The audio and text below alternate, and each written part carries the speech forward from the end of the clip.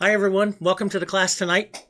What we're going to do is we're going to paint the live painting here of the red-tailed hawk. Martha's here. Say hi, Martha. Hello, hello, hello, everybody. Deanne's over here also. Deanne, say hi. Hi. Hi. And they're about to learn about the 15-second delay that we do here. So anyway, before we get started tonight, we have a couple of questions too. And like we said, if some of you have questions, you can just go ahead and ask the questions, and I'll be happy to answer them anytime, especially along the way of the painting, because we'll take probably maybe 2 to 3 hours here, depending on how much detail I put into the painting. I want to go through some of my thought processes as we're going to tackle something like this, and kind of generate a plan here with you first before we get started with the painting. Kind of choose our colors, how we're going to render the painting, what kind of technique. I'm going to be using a Premier coup technique that I really like, but we'll look at all of that, and then we'll get into the painting of it. Okay, so first let me switch over here to the well, actually we have a couple of questions here that I wanted to answer here. I have a question in here from Mickey that said, I discovered that if I need to paint any bird and stop and come back later to paint the rest of the flowers, don't work like I would prefer. They have the basic strokes that dry by the next time I get back to them. I know it takes a little time to get used to the technique and how the paints dry, but I wonder if I should again place wet underpainting before proceeding with the flowers. That's a great question, because that's something that every artist has got to answer when you're painting through a technique. Now, let me just say that there's a couple of answers that you can do. First off, if you're trying to copy or get close to what I am doing, you need wet color down. Everything works into wet. It is a direct painting technique that is onto a wet surface. And so if you want your flowers to look closer to what I am doing, you need to have wet paint down.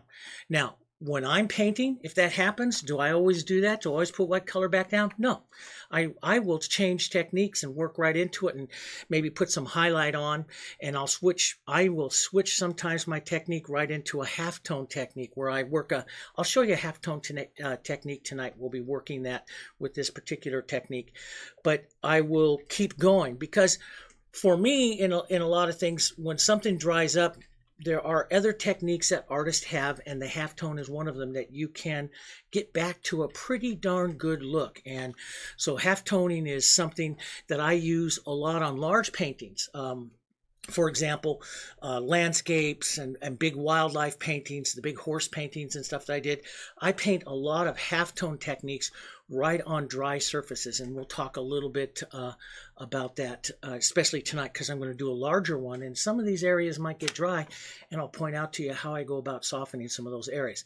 So if you want to make it look like mine, then you need to paint wet and wet, because that's how I'm painting it. But is it absolutely necessary? No, because you can drop back to another technique, and I do that. I just drop to another technique. So it's a really good question there.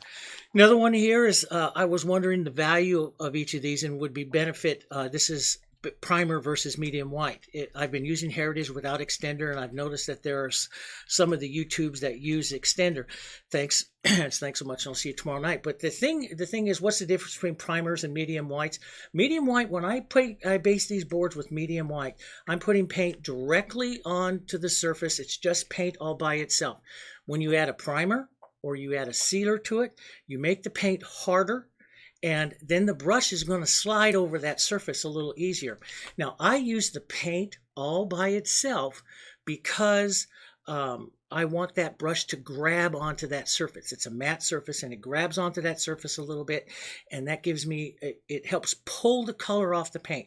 And especially if I'm doing a direct painting or some of the flowers and stuff that I want the surface to pull off the edge, the surface to pull the paint off.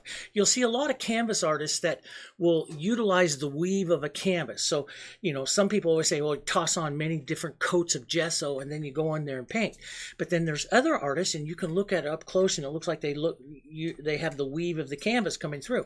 Well, there's a lot of artists that use that weave of the canvas to actually physically pull the paint off of the brush. And so you want to have a certain amount of tooth, and I like to have tooth to the paint so it pulls off. If I add sealer, I lose that tooth, it becomes slicker. Now, I use sealer whenever I do long scrolls and I do rose mauling and stuff like that. But when I am using like this, the bird technique, or what I'm going to be doing here tonight, I have the surface just prepped with some paint, and I'll show you that. So primers and stuff, they're great. As a matter of fact, the surface I had prepped tonight, I put primer on, but then before I went to go paint it, before I went to go draw on my pattern, I put paint on it, just straight paint. So the surface is matte, because a primer and a sealer makes the surface harder and it won't pull the paint off like I like to do, okay? So a couple of really great questions. And as we go along tonight, don't be afraid to ask any of those questions here. Let's go over to the down shot. This is the red-tailed hawk that I sketched up here this morning.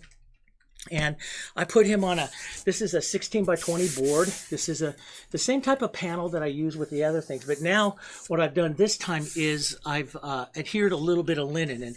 And I have a little bit of the linen over here to show you. I cut off an extra sheet of it here. This is the linen that I use. It's a fabric linen. Martha gets it for me because I don't go into Joann's. But Martha got this. This is a cotton linen, right, Martha? It's what is cotton blend. I think it is. It is a cotton.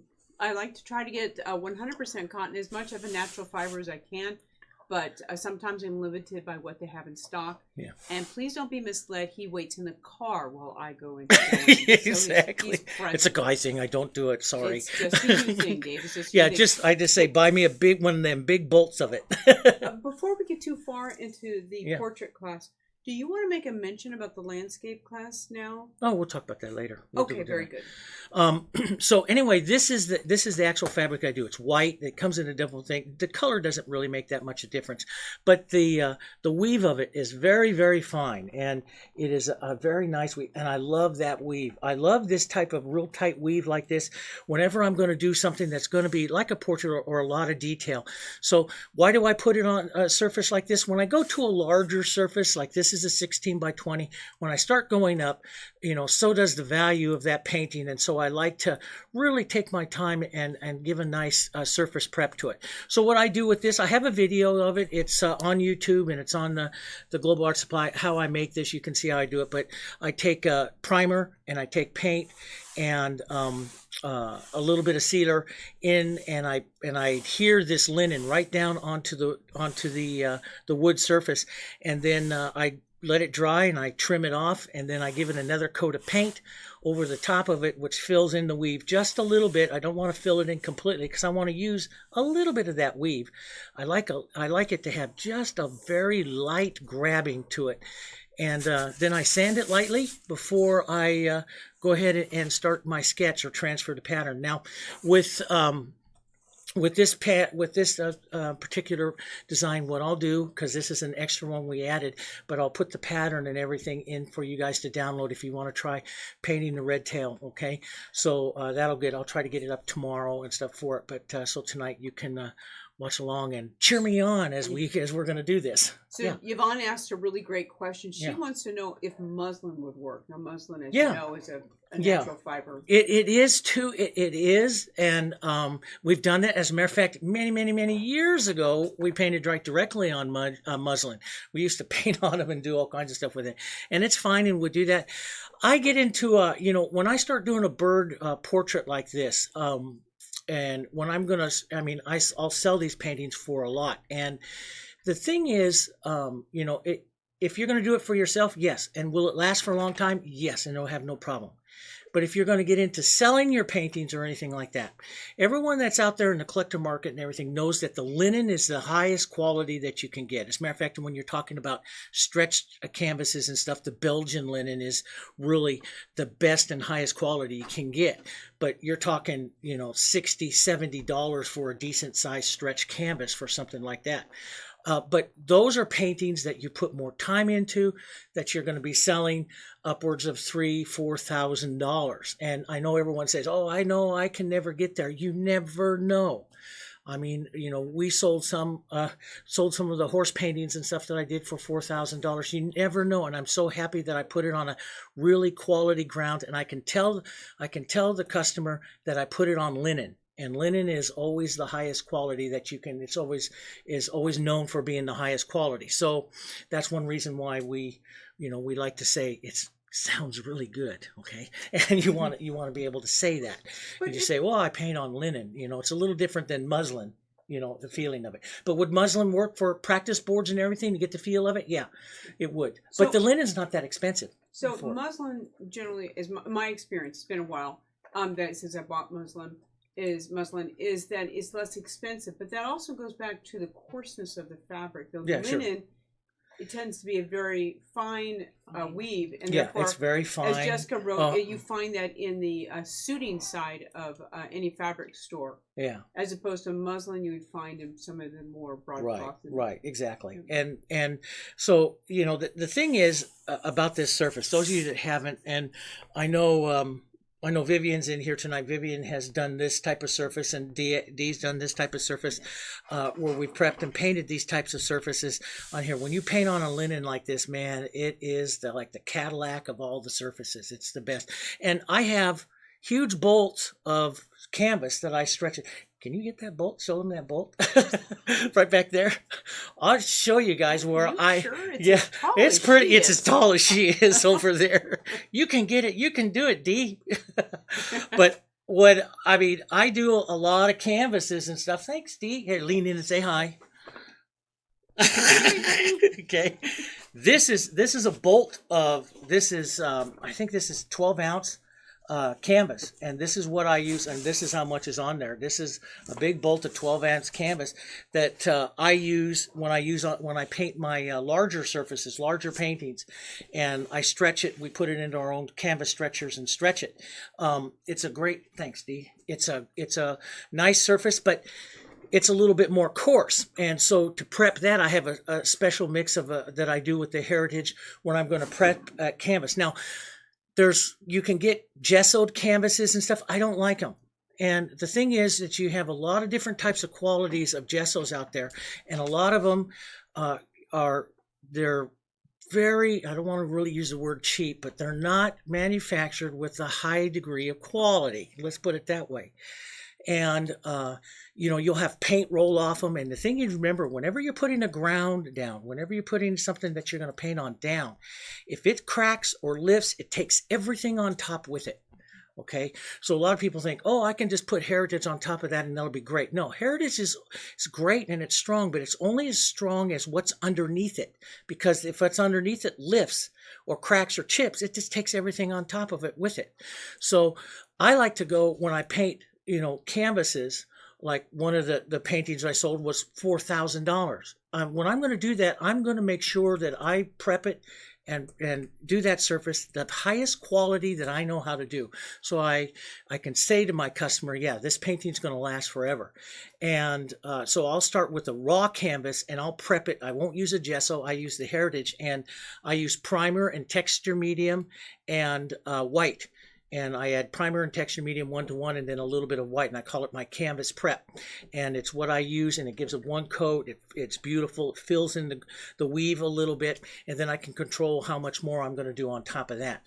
So I have different types of things that I do for different types of paintings that I do. But the bigger ones, I go to the big canvases like that, and I stretch them on paintings that are up to about this size that I'm going to do tonight, which is a 16 by 20.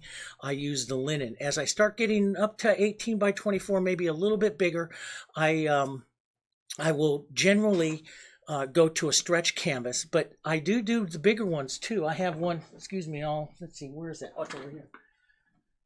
Speaking of landscape, I started one of the prep for a landscape class. This is a panel. Now, when you get something like it's this big, camera will go a little dark. When you get something that's this big like this, a lot of times I will go stretch canvas. But this one I wanted to show a different surface too here for the landscape class. So this will be one of the landscapes that I'll do, and this is a 1/4-inch oak panel. It's a high quality 1/4-inch oak panel that I prep both sides that keeps it absolutely flat. So you can see this surface is absolutely flat, and then I adhere linen to one side, and then I'm ready to go, ready to put my sketch on. So I like these panels that I have here, 1/8 of an inch. This is 1/8 of an inch. And it tends, as you get bigger, it tends to get a little bit wobbly and stuff. And so if I'm going to use a wood surface, I'll go to a 1/4-inch oak panel. You can get that at, Lowe's and Home Depot, your home store, and it's not expensive. It's like $28 for a 4x8 sheet of it, so you can get quite a few paintings out of it. So before you go too far, I'm so sorry. Would you let everybody know there's nothing wrong with their camera or their computer? It's trying to white balance. White balance, yeah. That's the little things it'll do. That piece is so big. That piece is so big, yeah. Yeah. Well, you just let everybody know. So I let everybody know. White balance. Yeah. Sorry about that. It's the camera trying to white balance. It's already used to my aura. Okay. Deanne's just rolling her eyes. Sorry about that. Okay. So, you have a choice. But now that I found this place where I get the canvas from and stuff, and Jessica has a link for it. Probably not on your computer, Jessica, there, but we can give you some information about where we get some of the canvas and stuff like that if you want to try that. And the bigger stretch canvases and stuff. We're finding some economical but some high quality ways. The most important is I need to have it high quality. So if I'm painting a commission piece for a customer, I know that I'm basing that and peppering that as best as I can. Now, see, like the big painting that I have there behind me, that's an oak panel. And the oak panel is the old way of the Dutch doing it. And when I recreated that one, I recreated the exact system that the Dutch masters would do. So oak panels up to that size are normal throughout history. A lot of artists did use them. And the only reason why stretch canvases became more popular was because of the weight, especially if you're going to go out plein air or landscape paint or something like that. As you get these big, huge panels, they start to get heavy. And so they went to stretch canvases and stuff basically because of the weight. And now we have even better ways than gesso to make a good ground for it, so we can go from there. There's a lot of chat going on about different types of fabric, and Jessica, if everybody just go to the chat, Jessica's given you a link to the canvas prep. Yeah, I think I'll answer a lot of questions. So yes, exactly. And we'll be shooting another one because I told Jessica one of the things I wanted to do this month was and she has a whole list of things I want to do every month, but one of the things I want to do this month is to shoot how do I go about making a canvas, big long stretch canvas, where I get the boards and all that kind of stuff and put them together. And there's a lot of questions like, what do you use those little keys for? How do you tighten canvas? All that kind of good stuff. That's all stuff I want to kind of cover, and then how I go about prepping the raw canvas that we use here in our studio also. So, the other thing about the canvas is that I've just finished a commission piece that's going overseas, and it's got to be shipped international. And when I do one of those, that canvas is, hey, Marv, there's one of the big, oh no, they're here. We have, we have this. This is like we took a bunch of paintings over to Japan and stuff, and this, as a matter of fact, they haven't been restretched yet. But this is how we ship the canvases coming back. So here is one of the canvases and they're easy because you take them back off the stretch. This is a painting that I did here of the elk, and so it's a high quality. It's done. It just has to be restretched again, and this is how a lot of artists will save and store, and because you can put them in archival tubes and stuff like that. But they're a great way to store the paintings and a great way to ship the paintings, because if I was to ship those panels or try to travel with those panels, the size of them is just so restrictive. But you can take a canvas and you unstretch it and you roll it, and it's easy to travel with, and it's not expensive, so I can send it out overseas for a third the cost that I would if I tried to keep it all the same. So it's a good thing to know how to do, especially as an artist, especially if you want to do a little bit of selling or something like that. It's a great way to go. Okay? Good enough? Okay. So let's go back in and let's talk about our bird. So we're going to paint this guy here. And one of the things that I said that we're going to use is a premier coup technique. And one of the artists I started studying about 17, 18 years ago was John Howard Sandon. And I love this. I've written back and forth with him several times. He totally changed the way in which I present paintings. And this is one of his books. He has several DVDs. They're very expensive, but they're really worth it. You watch him paint portraits from life. It's fantastic. He paints presidential portraits and everything. His work is just absolutely amazing. But he has a premier coup technique that paints a painting in 29 steps. And one of the things that I started to do with this is I love this type of setup in a painting. This is called vignetting, and where you're taking certain types of contrast colors and you put in. So you don't paint just a solid canvas here into the back, but he has a technique here. Starts out with a dark, and he works different types of half tones and stuff like that. It's quite a good book, and if you don't have this as part of your collection, this is one that I highly recommend. But he does this type of painting here is what's called a vignetting, where you use certain colors to take it off, and you don't paint the whole thing down off to the side. You let it kind of fade off.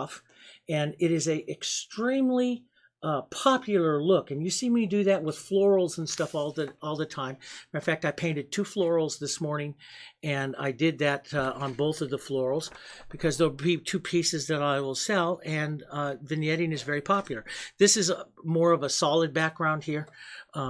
Onto it, but you also have, like here he does this lady here with starting just a little bit of color to pop her face off and stuff here too. So there's some great looks for doing that. But he has a premier coup technique. But when I started looking and studying at his, I love the vignetting, or this type of look that goes to one of the portraits. I love this type of painting look, and where you don't get real edges and you push off, and the painting becomes very casual. And it is definitely a portrait look. And there's a good feeling along painters now, that, and it's really becoming popular, is that, when you're going to spend a lot of money now Sandin gets, if you're just commissioning him for a head and shoulders, that's $25,000. It's $80,000 for a full body portrait.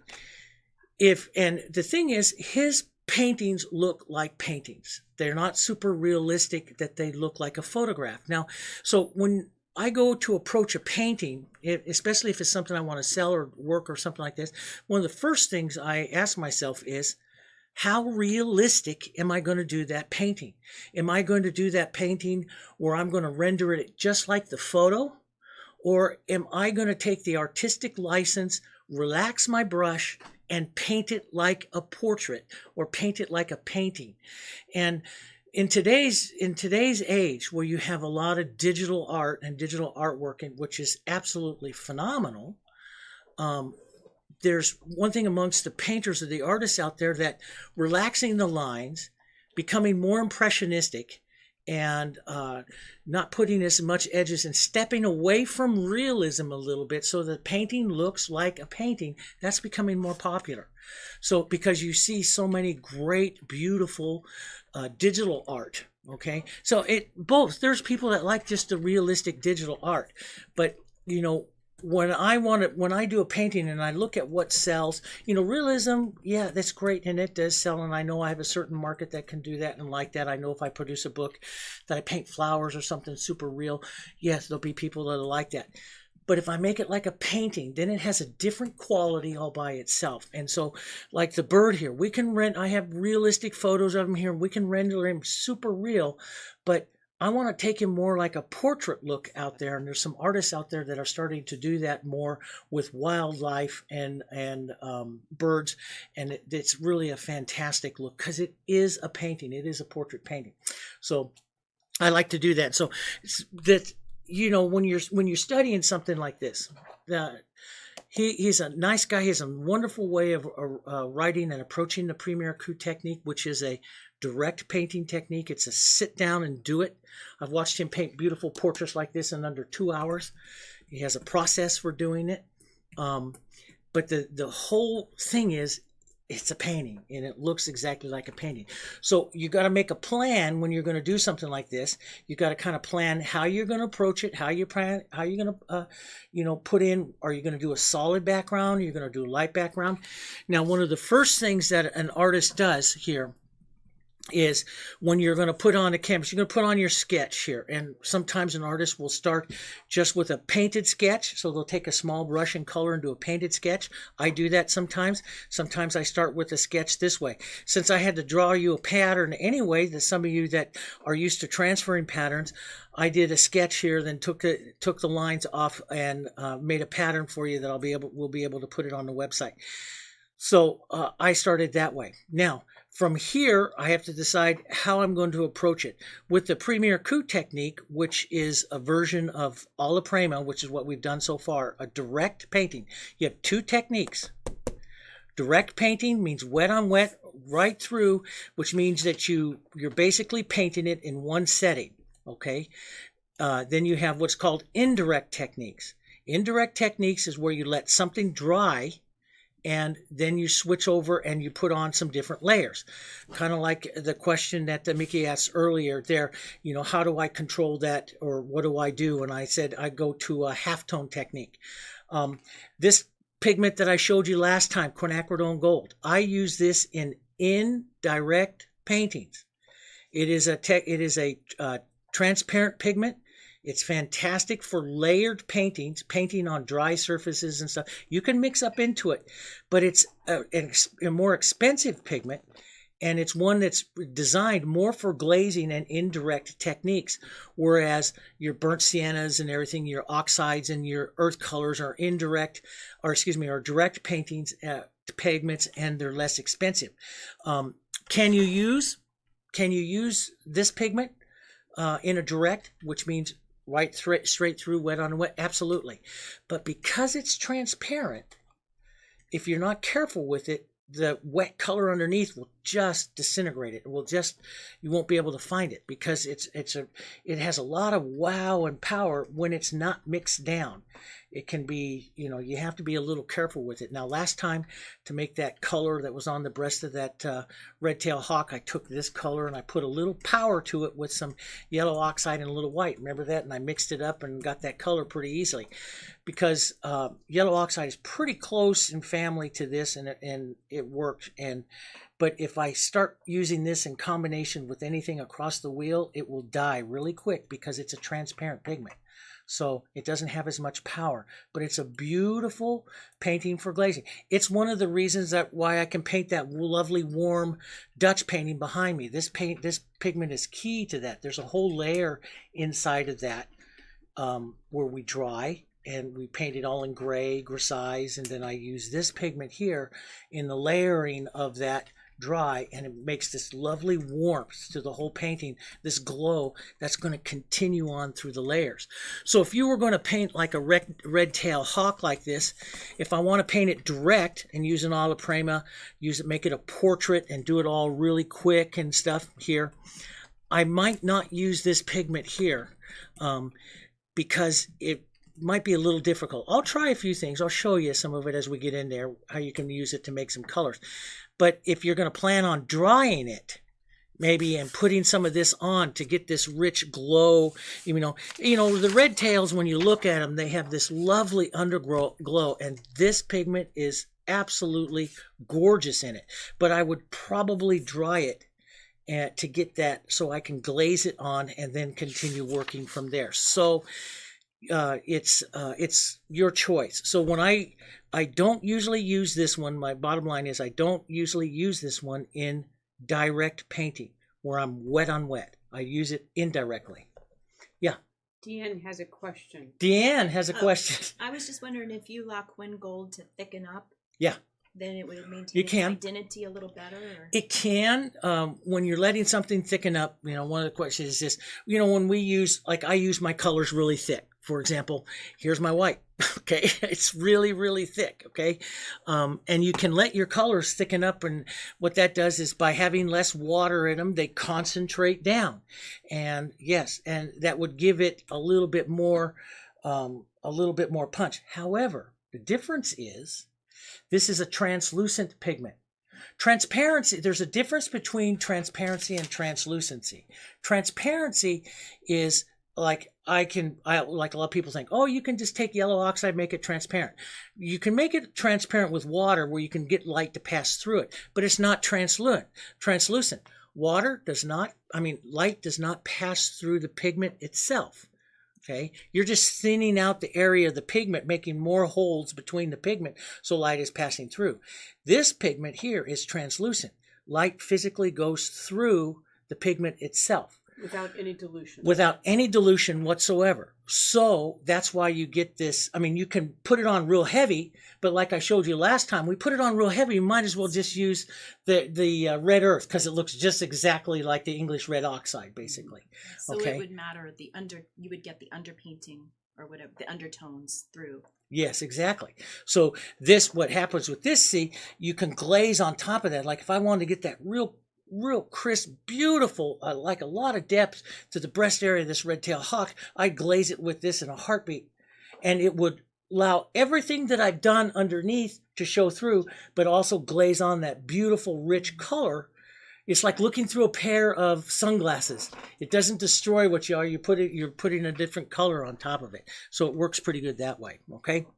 All right, so let's get into this painting here. So I have this down. So I have to decide, I'm going to do a little bit of vignetting here to the bird. And I drew him up kind of specifically here so his body comes up this way, his head comes back this way.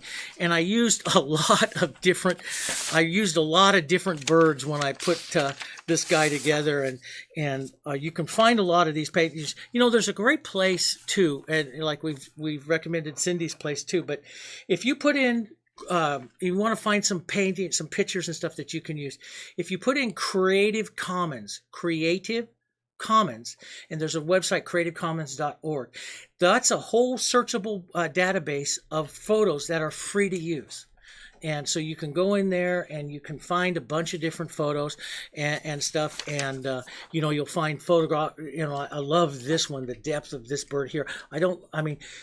This red tail here, he's got a lot of the feathers and stuff in here, and I'm going to put a little bit of the coloring that's in him into this painting. I'm going to basically use a lot of different birds into the painting today.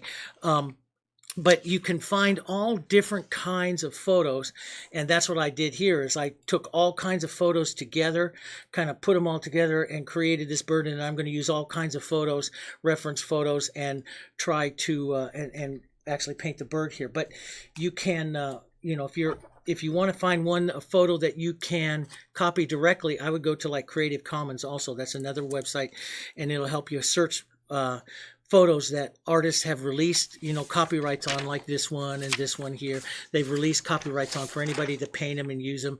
And I always use the photos that have no restrictions on them whatsoever, so anybody can use anything with them. So I'll be using those to do that. Did you have a question? Yeah, Bertie is asking just if you could go over the difference between transparent versus translucent. She said. Yeah. Okay. Transparent versus translucent. If I take, for example, let's do it this way, okay? Glass is transparent. Well, yeah, glass is, you have some different things. You can't really look at it that way. This is the whole thing. So I can take this. Now, yellow oxide is an opaque color, okay?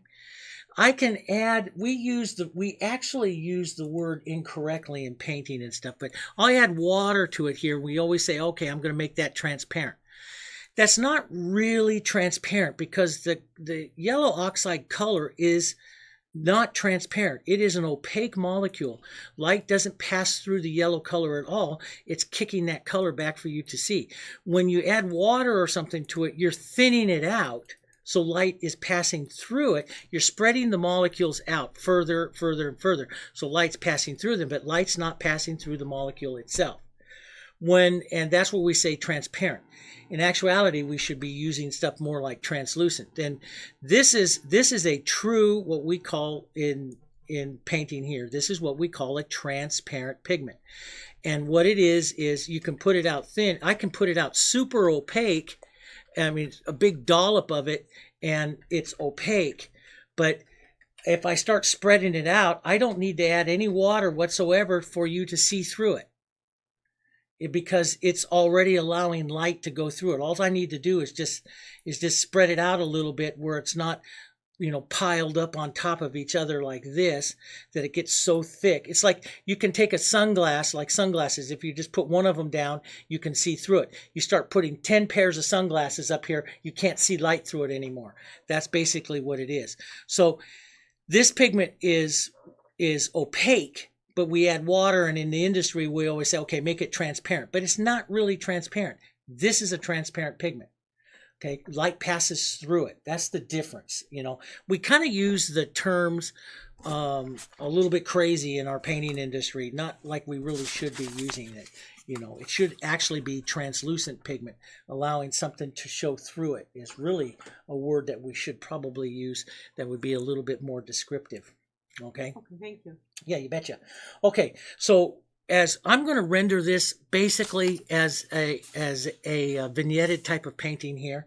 Okay, I'm going to come in just a little bit more here, and one of the things that I usually try to decide is if I'm going to vignette, when do you vignette, when do you start it? Now, if I'm going to follow the strict Premier Coup painting, we would start with shadows.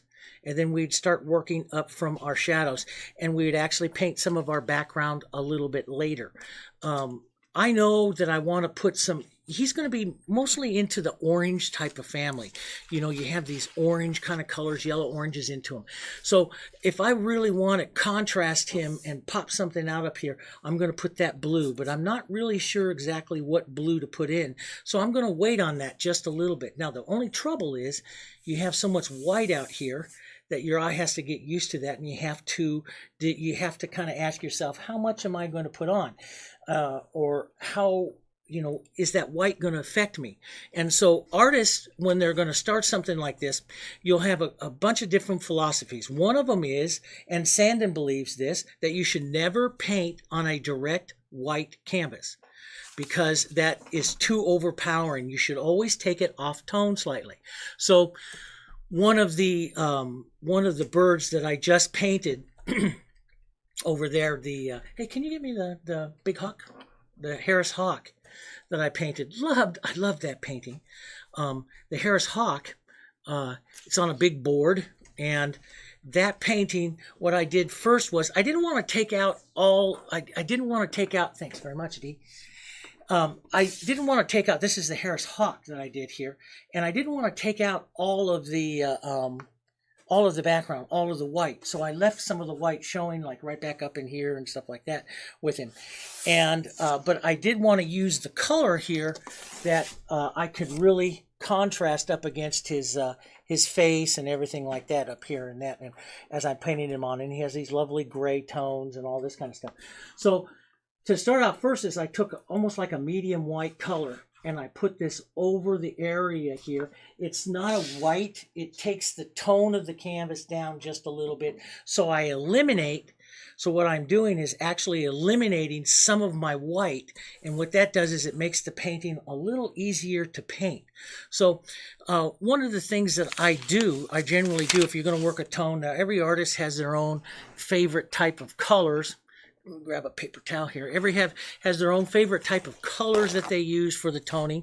What I like to do is I like to use a version of the bird, and then I immediately am going to grab some type of harmony with it. So I'm going to take some of the colors I'm going to use in the bird, my burnt sienna and my yellow oxide here, and to that I'm going to add some white to the color here. Now I want to gray this tone down here.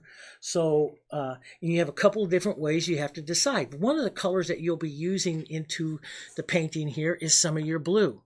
So, and blue is perfect because blue is already a complement to the colors that I'm using here. So adding a little bit of that would make a beautiful soft kind of gray color here.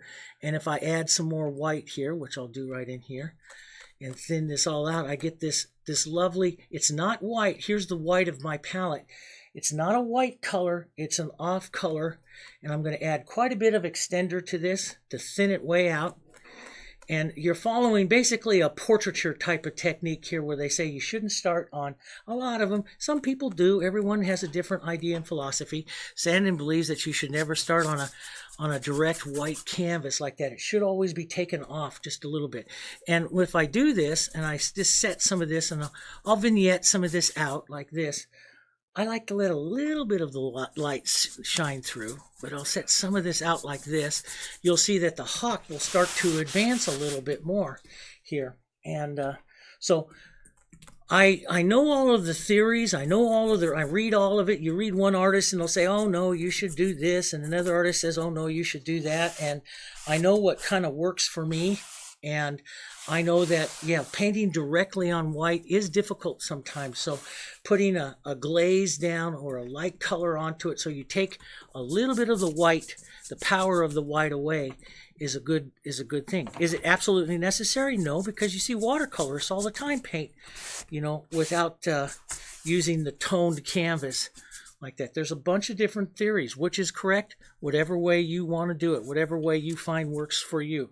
But that immediately tones down the white, and you can see I'll have a little bit lighter color back into here, and that's a good way to kind of start your canvas. And I do it, so I mix my color. I find my color of my bird that I'm going to use, and then I usually mix a complement to it. So here the orange, the burnt sienna is kind of orange, the bird's kind of orange, yellow, orange.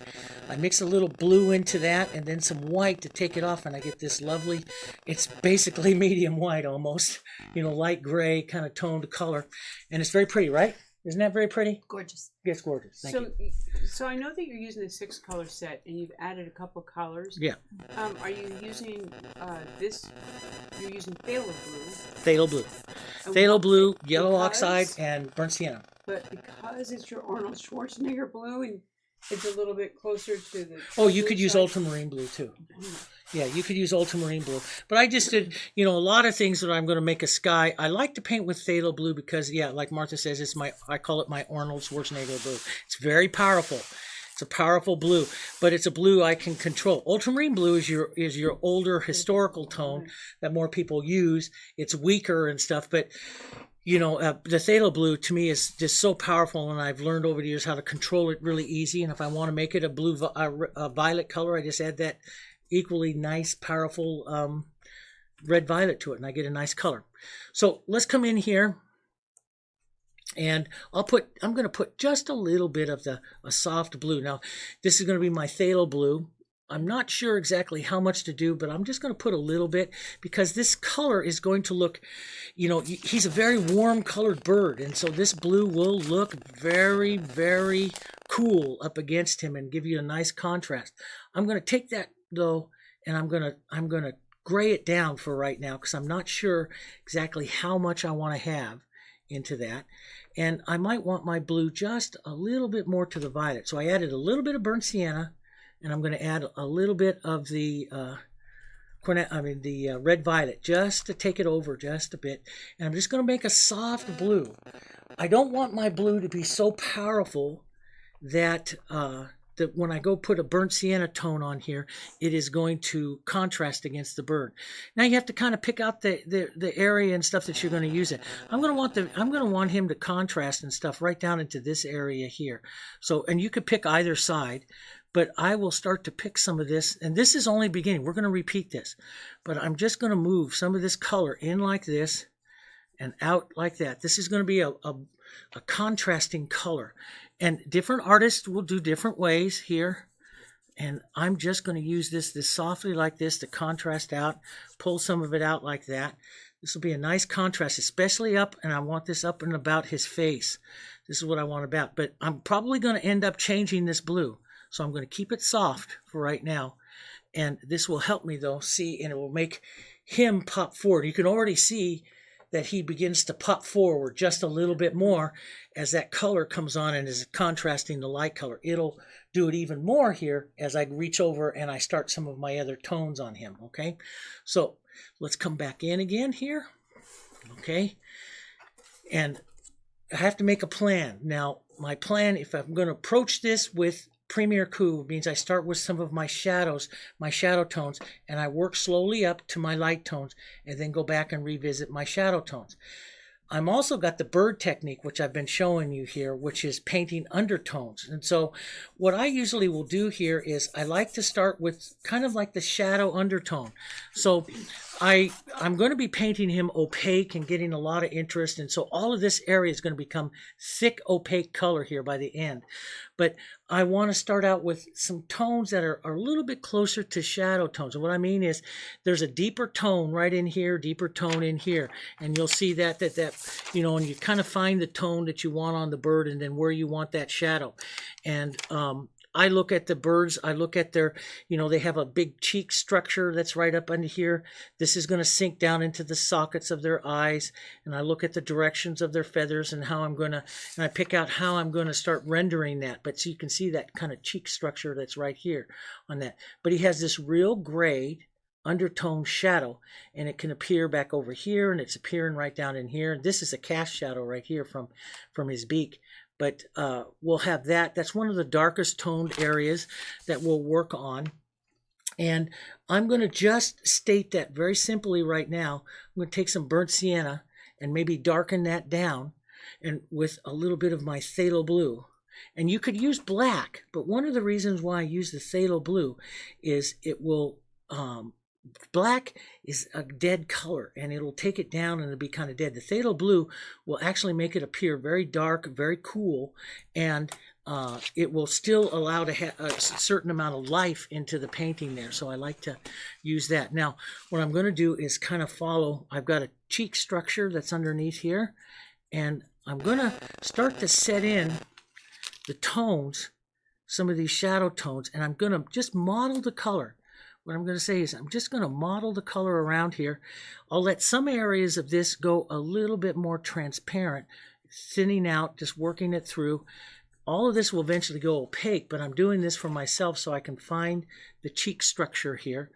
We're going to find the head structure right up here. We'll have some shadow tone up there. And I constantly brush mix this tone, constantly in brush mixing this tone so that I can get some variation, some slight variation. Sometimes it'll have a little more burnt sienna. Sometimes it'll have a little more blue. I'll vary this tone. I know right up in here, this will be pulling in this way. I want those feathers to come in this way. And I start out just a little bit thin, and eventually this is all going to be opaque. But we start from the darker kind of shadow undertone, not the deepest, darkest tone you can find, but very, very close. I'll change that up here. Come down this way. I'll just kind of sketch. And I like to do this. One of the things when I'm in the initial part of the painting like this, I like to take the colors and I like to sketch them out. Now, a pure, stroke painter or a premier coup painter may not do that, but I like to whisper it out like this because that takes the tone further out and it travels the tone. So I might take my fingers after I get some of this on like this and travel that tone down through and start to set some of that tone. Some of this tone is going to come right up here on this wing. And I start looking. One of the things I'm thinking of right now is I'm starting to think, how much of this bird am I going to paint? It's like that portrait that I showed you at Sandham. Am I going to let this, as it comes down here, am I going to let this vignette out and not paint the entire bird, just paint a suggestion of the bird? That's sometimes I will do that.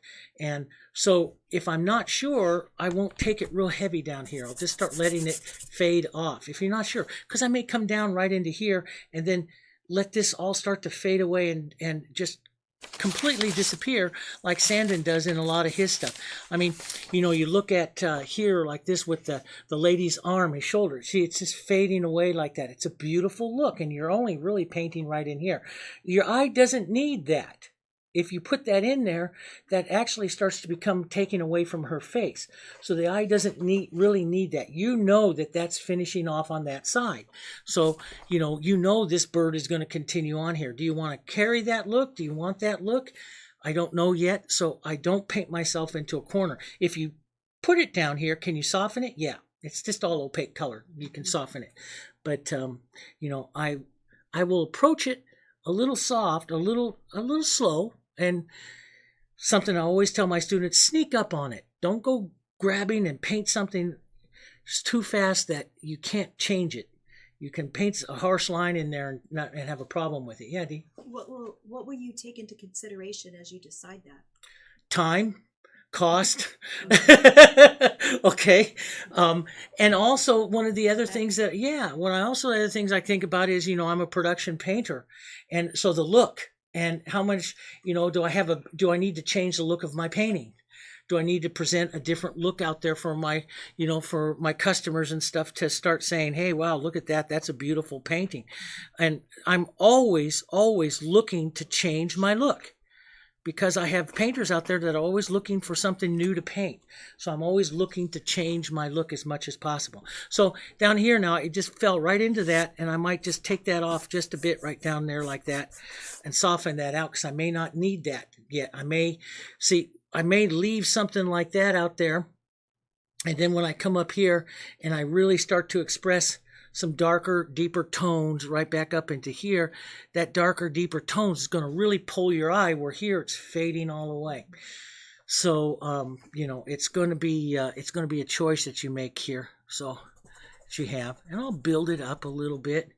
We know we're going to have on one of the things, I want the light coming in from here because I want to highlight the front of his beak. So I know down in this area here, up underneath, I'm going to put a cast shadow down there. And so I might just put a little tone in there for right now, just to say that that's going to be darker down in there. Okay. And so I get that particular tone stated there. Maybe I'll take it just a bit transparent over here. Just a bit. I love to get sketchy with it like that. I think it's beautiful. I'll love to sketch some of the outline of it, just a touch there like that, and put some of the idea of the line, not exactly the perfect part of the line, but the idea of it. And I love my brush to move when I'm painting like this, especially if I'm going to paint very casual. I like the brush to move. And, this is not like a realistic rendering of it. You're painting a portraiture of him, basically. So we want everything to move in different angles and different lengths, and sometimes come in here and, push in little tiny movements like this. That gives you a different look. And so you want your brush to constantly be changing and moving. And I'll work just a little more of that tone. Okay. And we're building. Now what I'm going to do is step that tone up. We're going to go up a little bit lighter. I'm just going to slide right over here, even into some of my blue. It's okay.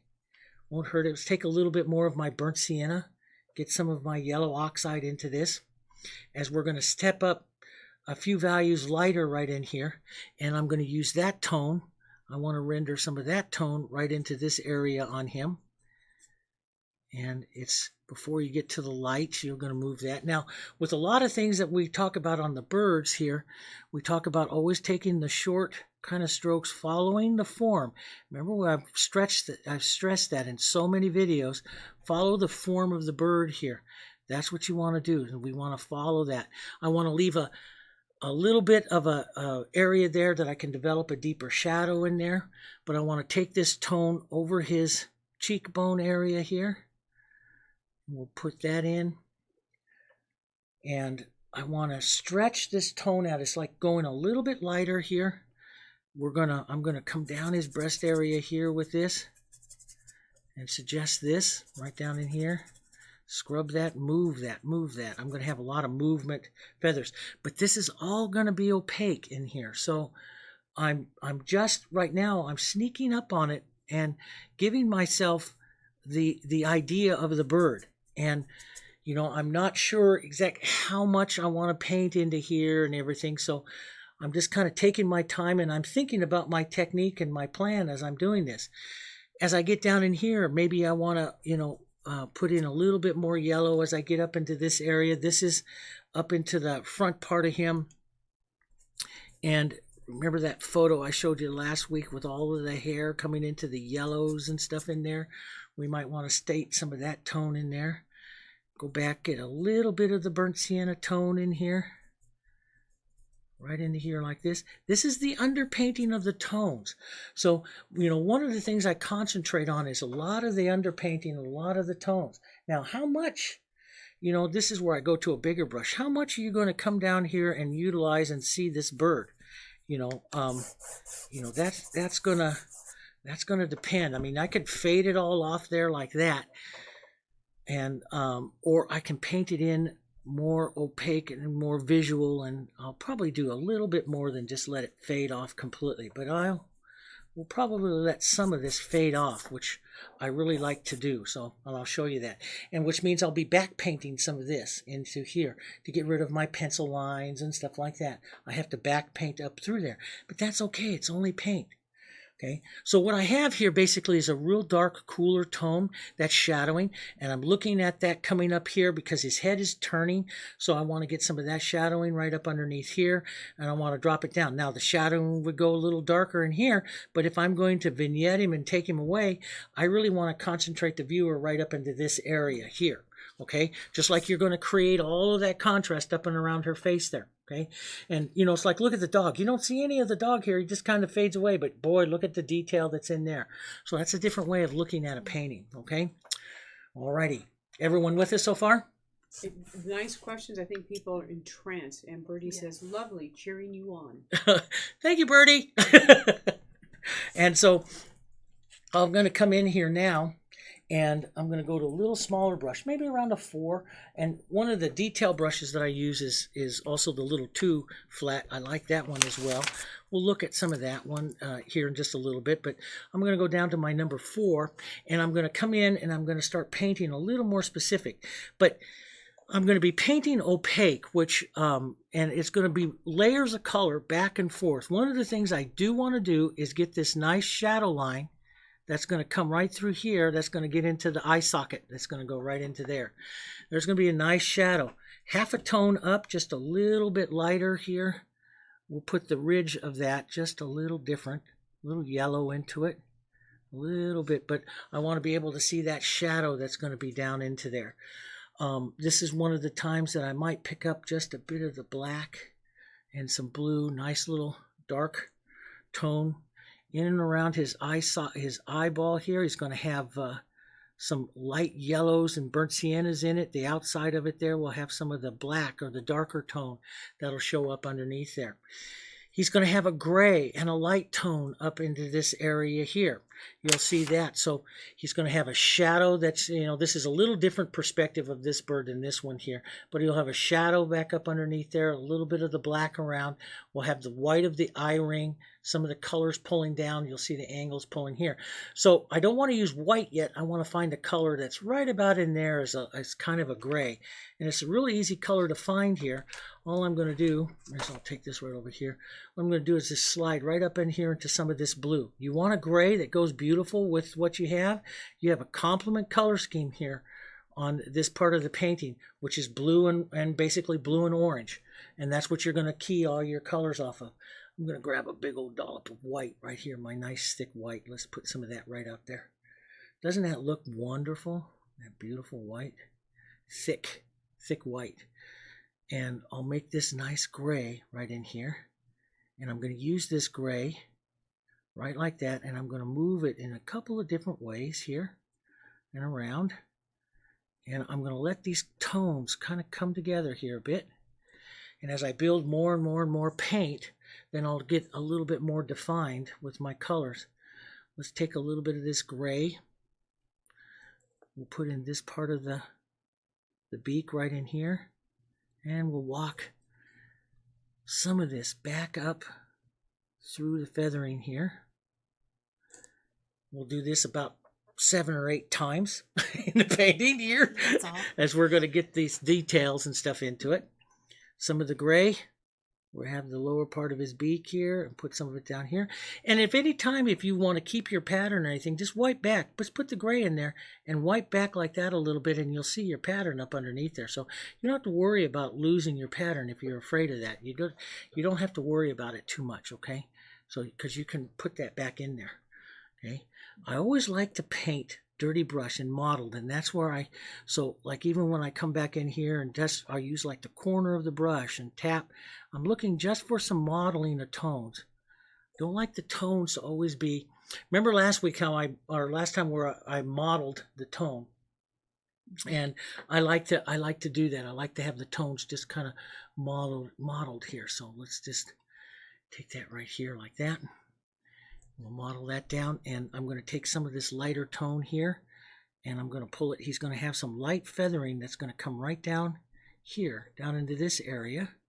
And this is where I have my paint the thickest, and see where I start to get that beautiful coloring? That's what we're going to be going for. That's what we have to develop, and it's going to take us a while to get some of these tones in here, these light colors in here, and get some of this modeling and movement of the colors here. It'll take us a little bit to get some of those colors in. But let's work a lighter yellow. Let's go more yellow here. Let's come back in here. We're going to put in his cheekbone here and get some of that movement in.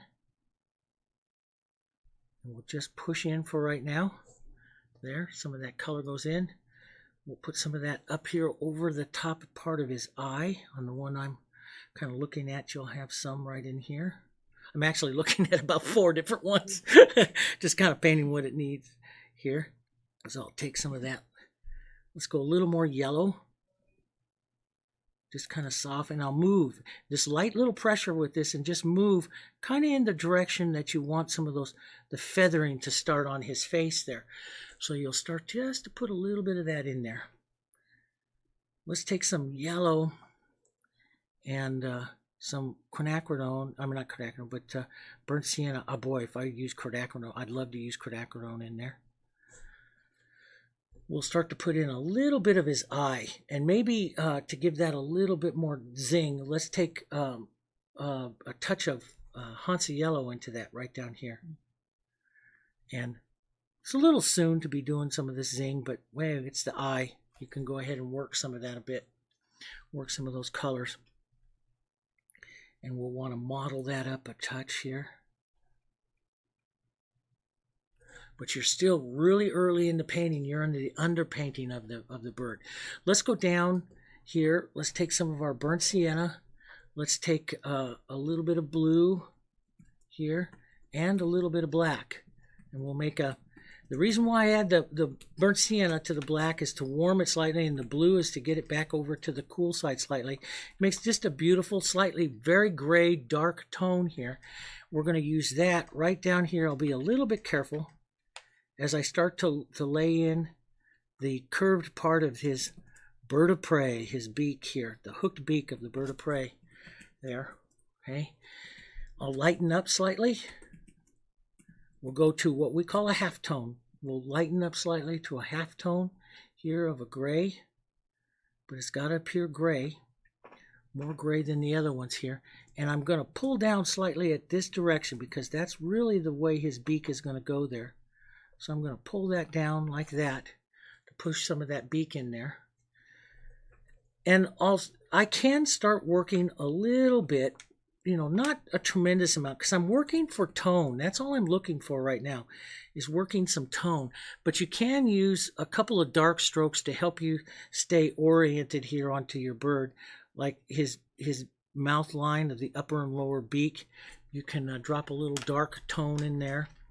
Maybe a little bit of the line here that's underneath that lower beak. We'll drop a little bit of that tone in there. Okay. Coming out of his eye socket, he's always going to have some line that goes right up here like this. It's going to be coming out of the eye socket, some grays. So we'll add some of that tone in there. So you see this modeling of this tone. And when you go look at a bunch of different photos, and I had one in here that's that one here, there's this, you'll see sometimes there'll be like a yellow color in there. This one doesn't have a yellow color up in there. The others have all of this yellow. I like that yellow that's right in there like that. And I think that adds quite a bit to him. So I'm going to add that on this one here. I'll take some yellow oxide. Yeah, Dee? So as you're sort of layering in, even though it's underpainting, it appears that your paint's a little thicker and your brush pressure is a little lighter as to not overblend. I start initially with a very thin sketch, kind of putting some of that initial dark tone on. And then what I'm doing, especially as I'm coming up here into the head, up into this area, this is really where I'm going to work this bird. This is really where I want to have a lot of interest into that bird. So I'm going to start thickening it up pretty quickly, my paint, and letting everything else go kind of transparent and thin. Does that make sense? It's people don't notice that. Yeah, yeah, And exactly. that brush pressure. Yeah, exactly. And I'm working for the thickness of it, and I'll be adding other things like, like I may, and I'm going to be painting in some light tone and then painting it back out. I'll work my tones back and forth. Like I may come in here and put in a little more light tone right in here, just because that light tone starts adding a little more movement. It's a little quick into the painting, but I like to start to see some of that movement that I want to have later on in my painting. So I may come in now and put some of that in, especially on that cheekbone right in there, and put some of that in. Some of this real light yellow. This is just yellow oxide and white here. I haven't grabbed the real Hansa yellow or anything, just yellow oxide and some white. There'll be a little bit of that coming right down here. Boom. Right in there, and I'll push that tone right into that area, and maybe it's gonna gray out and touch into some of this right out here. We'll tap in some other little tone in between there. I'm looking to model it. See, this is what makes your birds, all your birds, really pretty. And as we're gonna start into this in this next week, we start into some of our real detailed birds. We have 3 lessons of detailed birds coming up. As I start to paint those, you'll see I will spend a lot of time setting tones in like this, and then setting another color, and then setting another color. And maybe at the end of the painting, you only see a little bit of that color, but you want to see this modeling of this tone coming through there. Right? Right. Right. Absolutely. Yeah. So let's just take a little bit of this, and I'll gray, like if I'm into this area here, I'll gray that just a bit, tap in through that, push some of that tone around. Sometimes I take that tone and I'll drop it in a few other little areas just because it's a pretty tone on him. And, I never like to just, isolate a tone. So, maybe I'll even take that tone and even walk over here, touch into a little bit of that tone, showing up into these feathering in here. It's just a beautiful color that carries on out and through here. And that's one of the things that you got to learn that really makes a portrait, of the painting is the portrait isn't an exact, rendering of the bird or a person. It is actually fixing a lot of things, and one of the things it fixes is carrying of color. And so I look to my paintings to carry colors. So I'll put some of that tone. Look at that beautiful tone that goes in, that kind of gray tone coming into his head there just a bit more.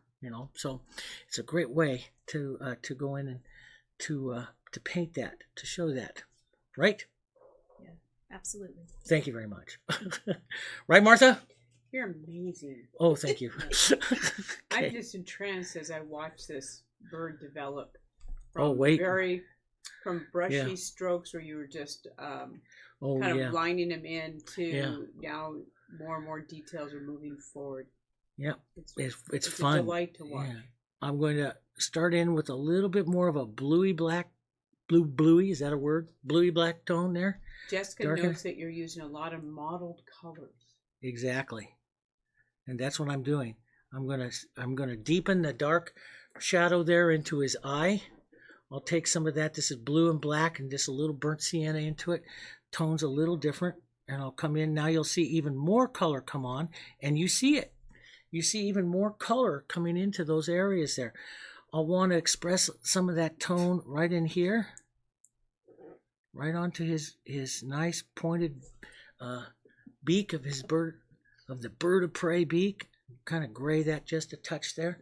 I should probably not tell you this. Mm-mm. Karen Marshall says, yes, of course, mighty leader. Thank you, Karen. I think she Awesome. Said, I think she said almighty leader. Yes. Oh.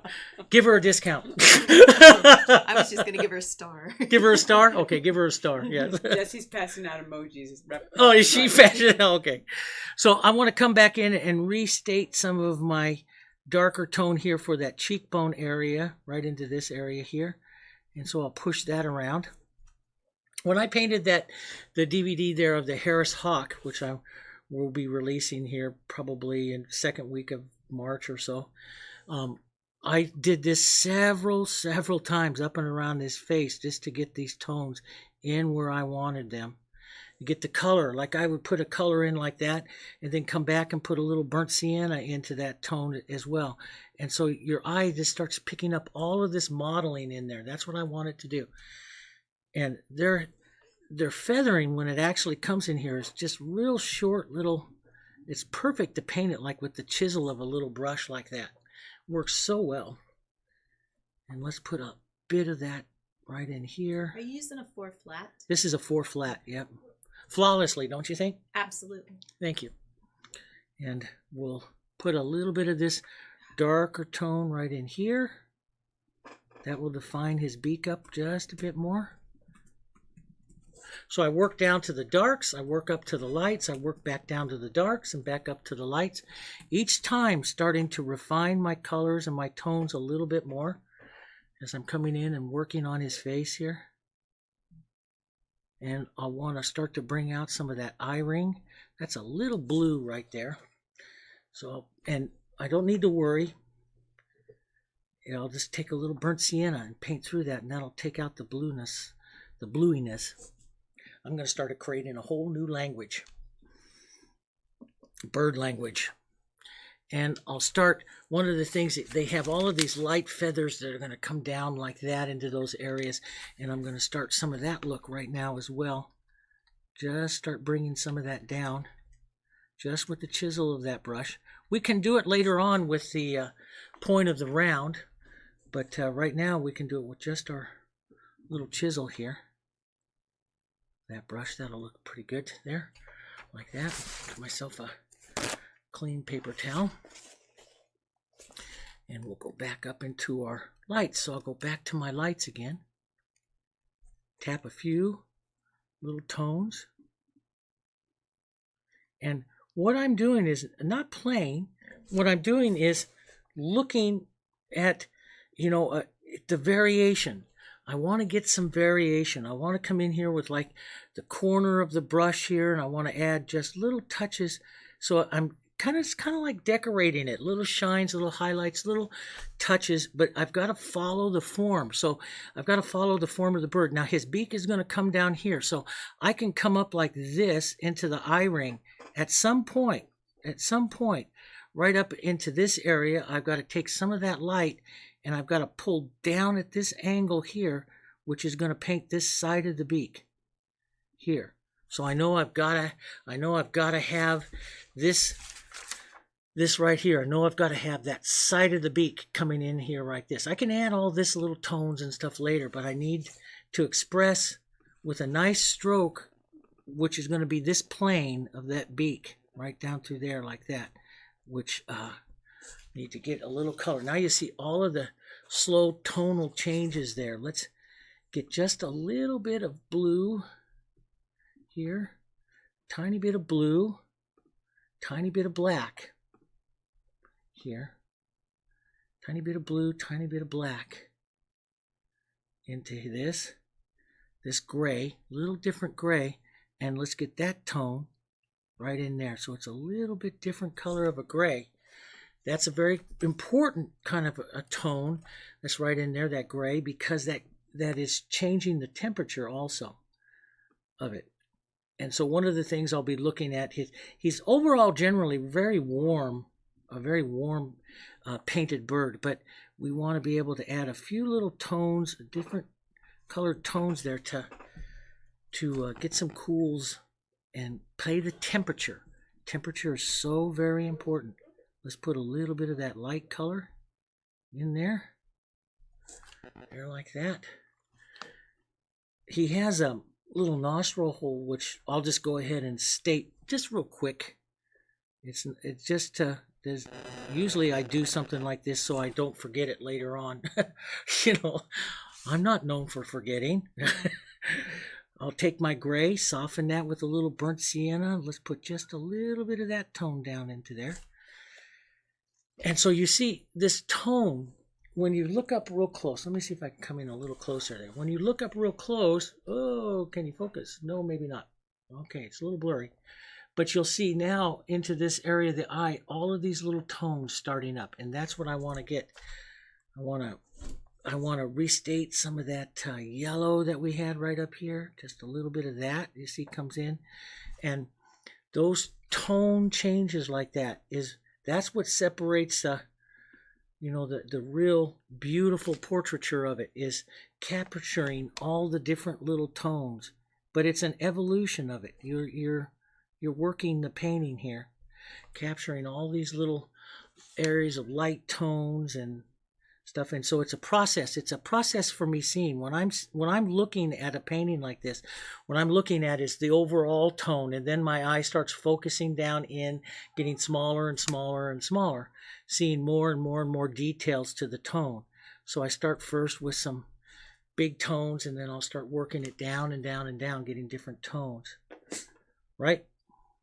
Yes. Thank you. Got to have someone in this class talk to me. They're talking. Yeah.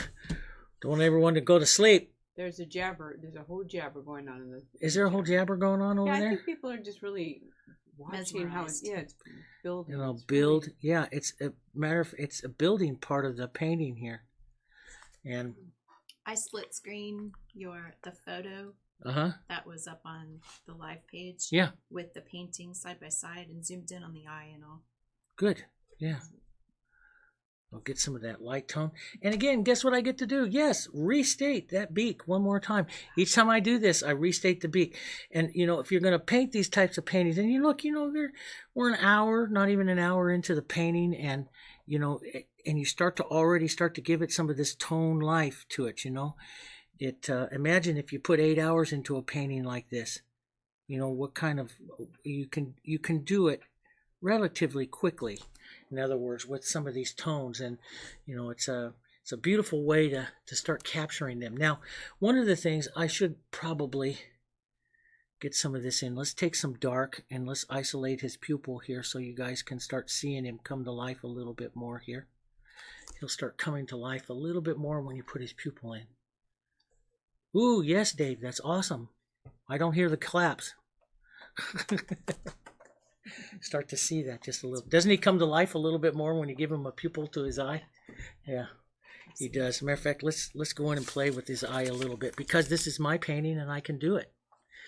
And since this is an extra painting for the class, this is I can do it any I want, right? Anytime. Yes.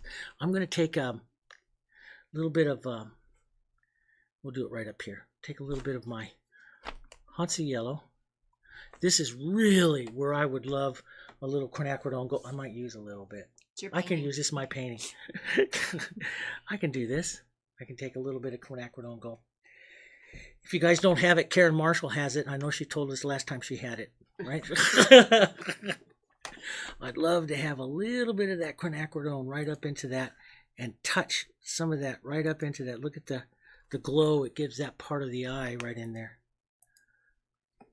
Yeah, right in there like that. It's beautiful, worked up against the edge of that. And the nice thing about the quinacridone worked into that yellow like that is you can put it on pretty opaque and you'll still be able to see through it. So it's kind of a nice little color, especially to model in there into the eye and stuff.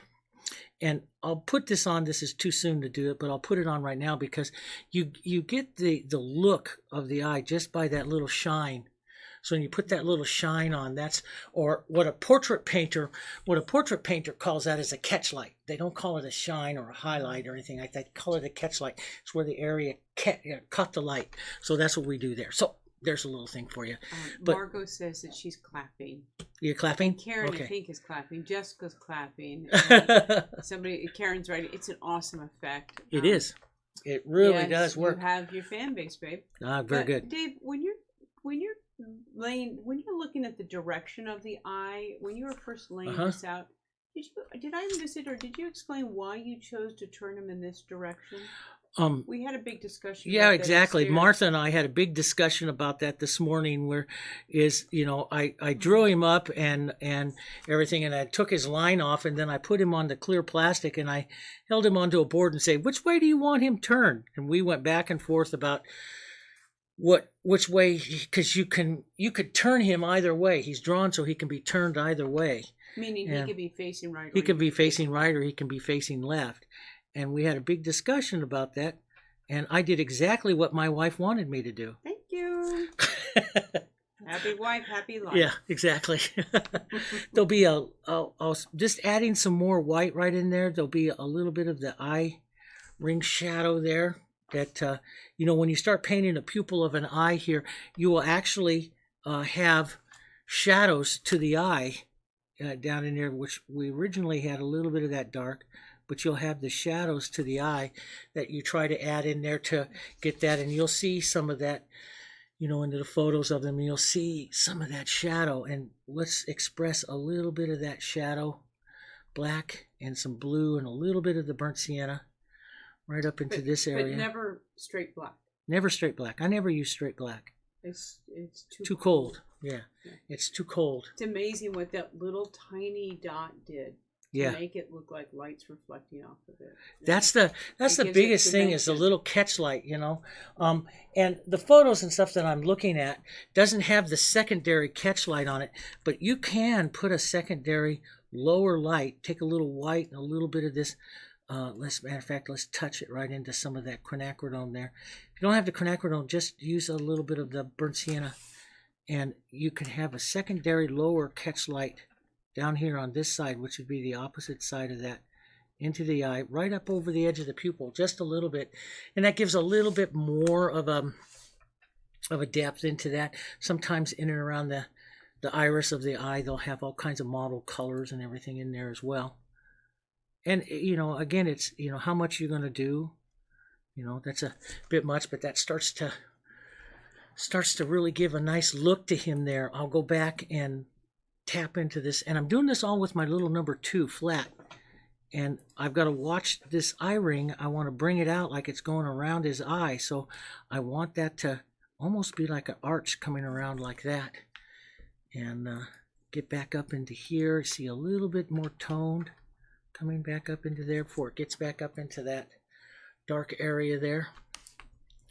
Let's get some of that yellow here. Let's get some yellow. Uh-oh, I hear everyone typing. So let's get some yellow oxide and some white here. And let's just go back and add a little bit more of this nice livelier tone back up in there. Get some of that in there. Restate some of that yellow here coming down right into this area. So you get all this by restating it and restating it. I know sometimes it gets to be a pain to restate stuff back and forth, but it just, adds so much to your painting. I can't, and it doesn't take that long. It really doesn't, and it's really fun. And it just does so much for your painting, though. Let's grab a little bit of that yellow oxide here, some of this, and we'll work that lighter tone coming back up in here, into him again. Work a bit of that burnt sienna into that here. As the room goes quiet again. Here. Maybe a real dark little hit of that burnt sienna just to break some of the... I don't like a tone to be just pure dark. I like to have some of the variation of it. So you'll have little warm areas and stuff that are happening within the tone. And I like to see some of those. Here, as you break up this eye ring, there'll be a smaller little darker tone coming right in there like that, and you'll see some of this pull down here, working that in there. Now we'll start some of the beautiful part that I like about these birds is the stroking of the long feathers up over the head like this and pulling them down. Take a little bit of our burnt sienna and black. That changes that up just a bit here. And they're gonna come up and down like that. That's gonna create some of that movement of the cheek here.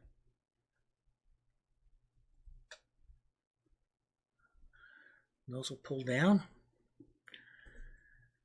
We'll use some of this tone right underneath that cheek again. Right up into that area there. Love to use that finger as you're putting that tone in and building those colors. Let's put a yellow and burnt sienna and a little bit of black tone in here. So we're heading over to that darker,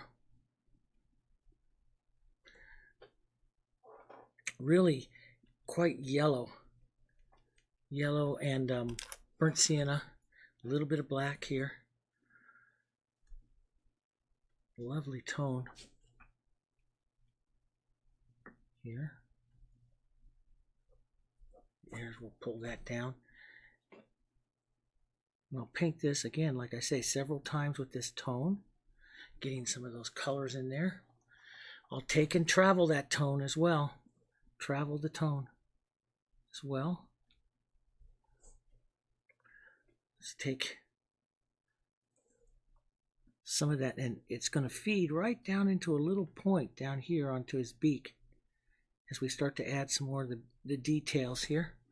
It's going to come down like that. His beak is going to, we've got to take that yellow with a little light color here and suggest the roundness to the beak just by giving a slight curved stroke. And I don't usually curve too much, but you'll see it on this one. And a portrait paint or something might even break it up into the planes. You might see a light stroke here like this, okay, that comes onto the plane there, and then a little bit darker, just a little what we call a half tone back here like this, setting up like that.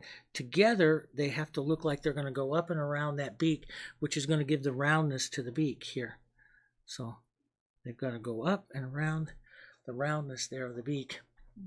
And I'll take a touch of that right down, which would be the highlight area of the beak here. And, you know, how much do you blend off? How much do you soften off that? And how much do you let it sit like that painterly? That's going to be your look, you know. And I really do like the painterly look, you know. And it does, a lot of my customers and stuff like the painterly look. And so it's a nice one to work with. Let's put some dark right back up in here. Now I'm going to start also, I've got enough paint down that I can start some of the detailing now of the feather. So I've got a lot of paint down here. You've seen me now work on this for, you know, put these colors in. Now I can really start some of the detailing in here because I can start like a darker tone like this and just push out a little bit, and it'll model up into all the paint that I have there. And that's where you'll get more definition, more interest to it. Okie-doke. Yes, Dave. Yes, Dave. Thank you. And we'll take some additional dark here.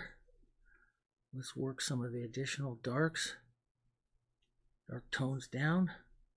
Black, and you can also make a beautiful red for the painting, not red, but brown for the painting of this bird. It's 2 parts red, 1 part black here, like this, 2 parts red, 1 part black, and then add a little bit of your yellow, like a Hansa yellow to that. It's a beautiful painting tone. It's different, it's warmer, it has a little bit more depth. This is one, if you have quinacridone gold, man, I'd toss a little bit into that just for good stuff. But it's a beautiful tone for this bird here. Nice warm, it'll lay right on top of those darker ones that we had a little bit of blue on, really nice and warm. You can see it right here, warmer up against that other one there. Hopefully your computer monitor there can see that. And it's a beautiful tone. We'll curve this way just a bit. There, like that. So let's take some of that tone, push that right into here.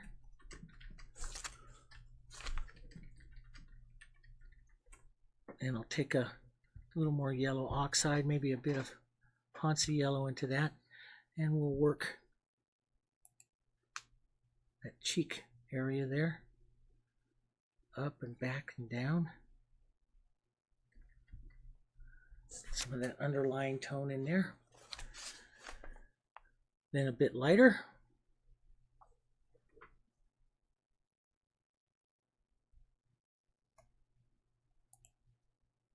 Streak that through.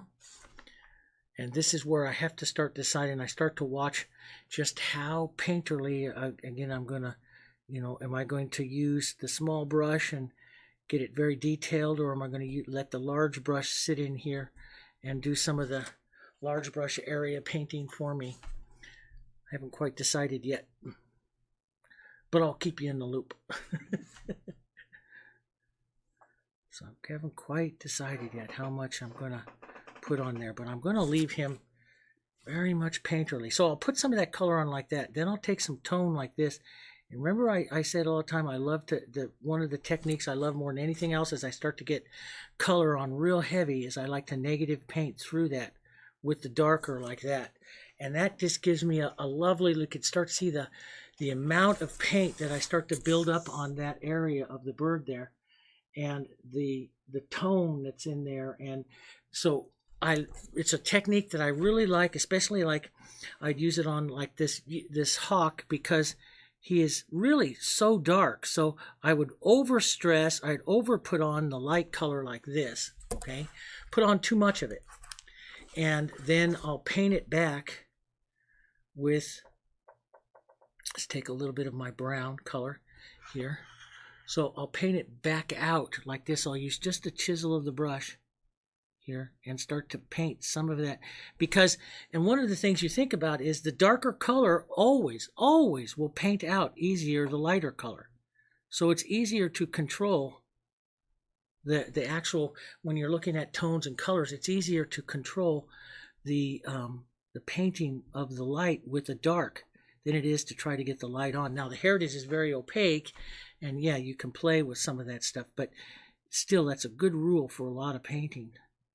Now I'm going to curve some of this around, just around like that just a bit, because we've got to, remember his face on this one is going to be a little bit foreshortened here. He's a little bit shortened off to this side here, so we want to make sure the point that we're painting here of his beak is up, not on the edge of his face, but just inside, just a little bit on his face there. And an area of interest, this is some of the stuff I look for. Okay, up in this area of his face is going to be a real interesting. So this is where I'm really going to put a found edge right in here. Really going to put an edge, because this is one of the things that his beak here is one of the power areas on a raptor, on a bird of prey. And that's one that you really want to get a nice found edge to. They're powerful, they're hooked beaks like that. And you really want to see it, which means when I'm painting it like this, this is something that I will, and I'll even start it right now.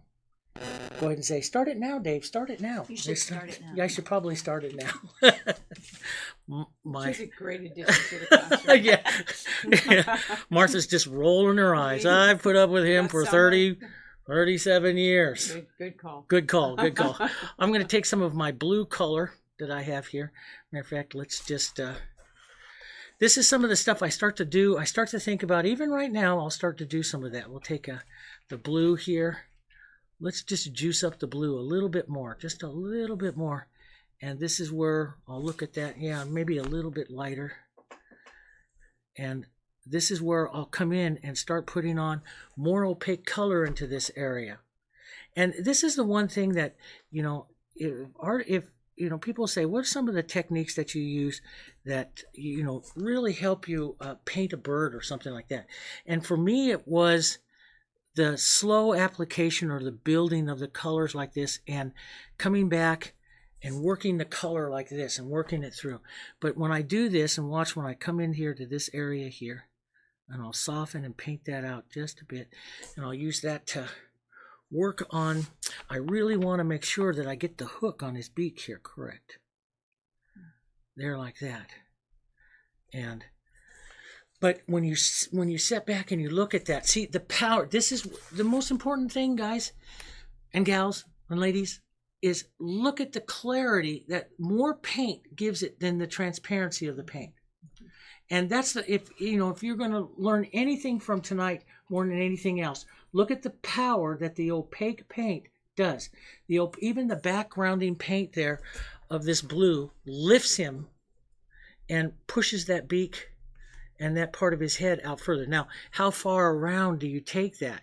How far do we go here? This is what it's, going to be and do you soften it back up here? Do you go to a lost edge? Sometimes I'll paint a lost edge up into that area and let it come in to, to him. I do all kinds of things, and that's going to become part of your signature of how you do something. Or maybe I'll take a brush like that and toss that one on the floor, but I'll take a brush and I will, soften that out, and then I'll take just a little bit of a slightly different tone and bring a little bit of it back in, and slowly look at the how much interest I want that particular part of the bird to have there. But you see the power of the most important thing there is you see the power of that that background, and that's what. When you're vignetting or something like that, like I may want to put a little bit heavier of that color right back in here, and this will bring, right in here, will bring his shoulder forward. Maybe we let it fade off there like that, and we'll let this shoulder part of his, and we'll do a little work right in here, and we'll let this come forward right in here. But this will bring him more forward there, as you see, as that's pushing him forward, right? Right. Okay, so, and that's up to you how much you're going to do there. That's kind of up to you. It's a judgment call. So I'm going to step away from my 2 here. I'm going to go back to my number 4 or so, or 6 here. I'm going to take some Hansa yellow. Now, let's get this back up over here. I'm going to take some Hansa yellow, and I'll come right into this area, right up in here, and I'm going to really make my nicer, lighter yellow in here. And I'm going to start some of that beautiful tone that's going to come in here. Yellow and burnt sienna, Hansa yellow and burnt sienna. I'm just going to let this travel together in this wet color in here. And I'll want to put a little bit of that tone up into a few other areas here. Well, this beautiful stroke of a tone like that right down in here on him. Just put a little bit of that there. That's good. And we'll come down. Let's just bring this down. And this is just nice. This is, I'm really kind of adding a lot of paint in here. I want a lot of paint in here because I'm going to put on color and kind of smear it around with my finger. I want to give the movement of feathers, like what I showed you, last time in the live class, when I did that modeling with him. I want to give the movement of stuff of feathers here, but I don't want it to be too overpowering. And so I do it with my finger. That's how I usually, as I'm painting away from the center of interest, I'll start painting a lot with my finger or a bigger brush here. I'm going to put some of this tone down here. We'll pop some of that down. Got a little bit of that light there. Let's step back just a bit here. You see that? Okay. And I'll pick up a little bit of light. Some Hansa, just a touch of lighter color. And this is where I want to kind of streak some of that light. Now, gets that, I liked, one of them, I like the breast area on this one here. That's the one I really like there. So I'm going to put some of that into this area here and down. But again, I've got to also watch how much I'm going to, interest I'm going to have away from the face. So I'm always watching this in relation to the face, because I know I want to have some of this up into this face and up into this area here.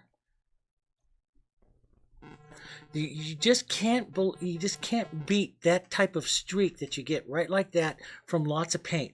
So, and that's all it is. It's lots of paint, and they're not blended or anything. I'm putting it on, and then I'm just pushing it to what I call incorporate the colors together there, just like that. And it works. It works very fast and very easy because I spent so much time with all the tones underneath there. So it works. And I'll pull down here for his neck. Here, like that. And I'll build that up. And don't paint too much. Right now you can kill it really easy when you're putting the lights because you can opaque the lights really quick. So we want to paint just a little. Here, let me say that again. Don't paint too much, please. Okay? Okay. There, that's permanently recorded forever. Okay? So we'll move a little bit of this through like this. I want to give some of this nice feathering movement here. I don't do it with a real tiny liner brush or anything like that, but I want to capture some of that movement, see? Some of that feather movement there. That's beautiful on him. And we'll come down here a little bit, down into here. Down like that. Is everyone alive? Are they okay? They are. They're okay? Yeah. Hope everyone's okay. And we'll move the color a little bit here. Well, there's a little bit of a conversation about how regal this bird is turning out. Yes. Is looking already, and that's regal means the price goes up. Yes. Well, there you go, Karen Marshall. That's your discount. But what it's also kind of fun is Karen mentioned that she has a peregrine falcons near where she lives, and I was just looking at the pictures of the peregrine, and their eyes are amazing. Oh yes. Just beautiful. Another beautiful bird to paint. Well, that would be a beautiful bird to portrait and just do a head and shoulders of the bird. Right. Take it down like this and do a head and shoulders of that bird. Yeah. Portrait that way. And they're beautiful paintings. And there's some artists out there that really do fantastic looks with just head and shoulders, small areas of an animal. They're wonderful, and they get very big bucks for it. But now I'll take that out and put back in some of the shadow. Remember, sometimes the light's easiest to control with a little bit of shadow. Never forget that. That's very important. And so I can give some extra feathering movement and look right there just by working my shadows in like this and working those through. Small little brown shadow colors here. Let's add just a little turn of those up here. Let's give just a little bit of that golden color back down into the eye here, just a touch.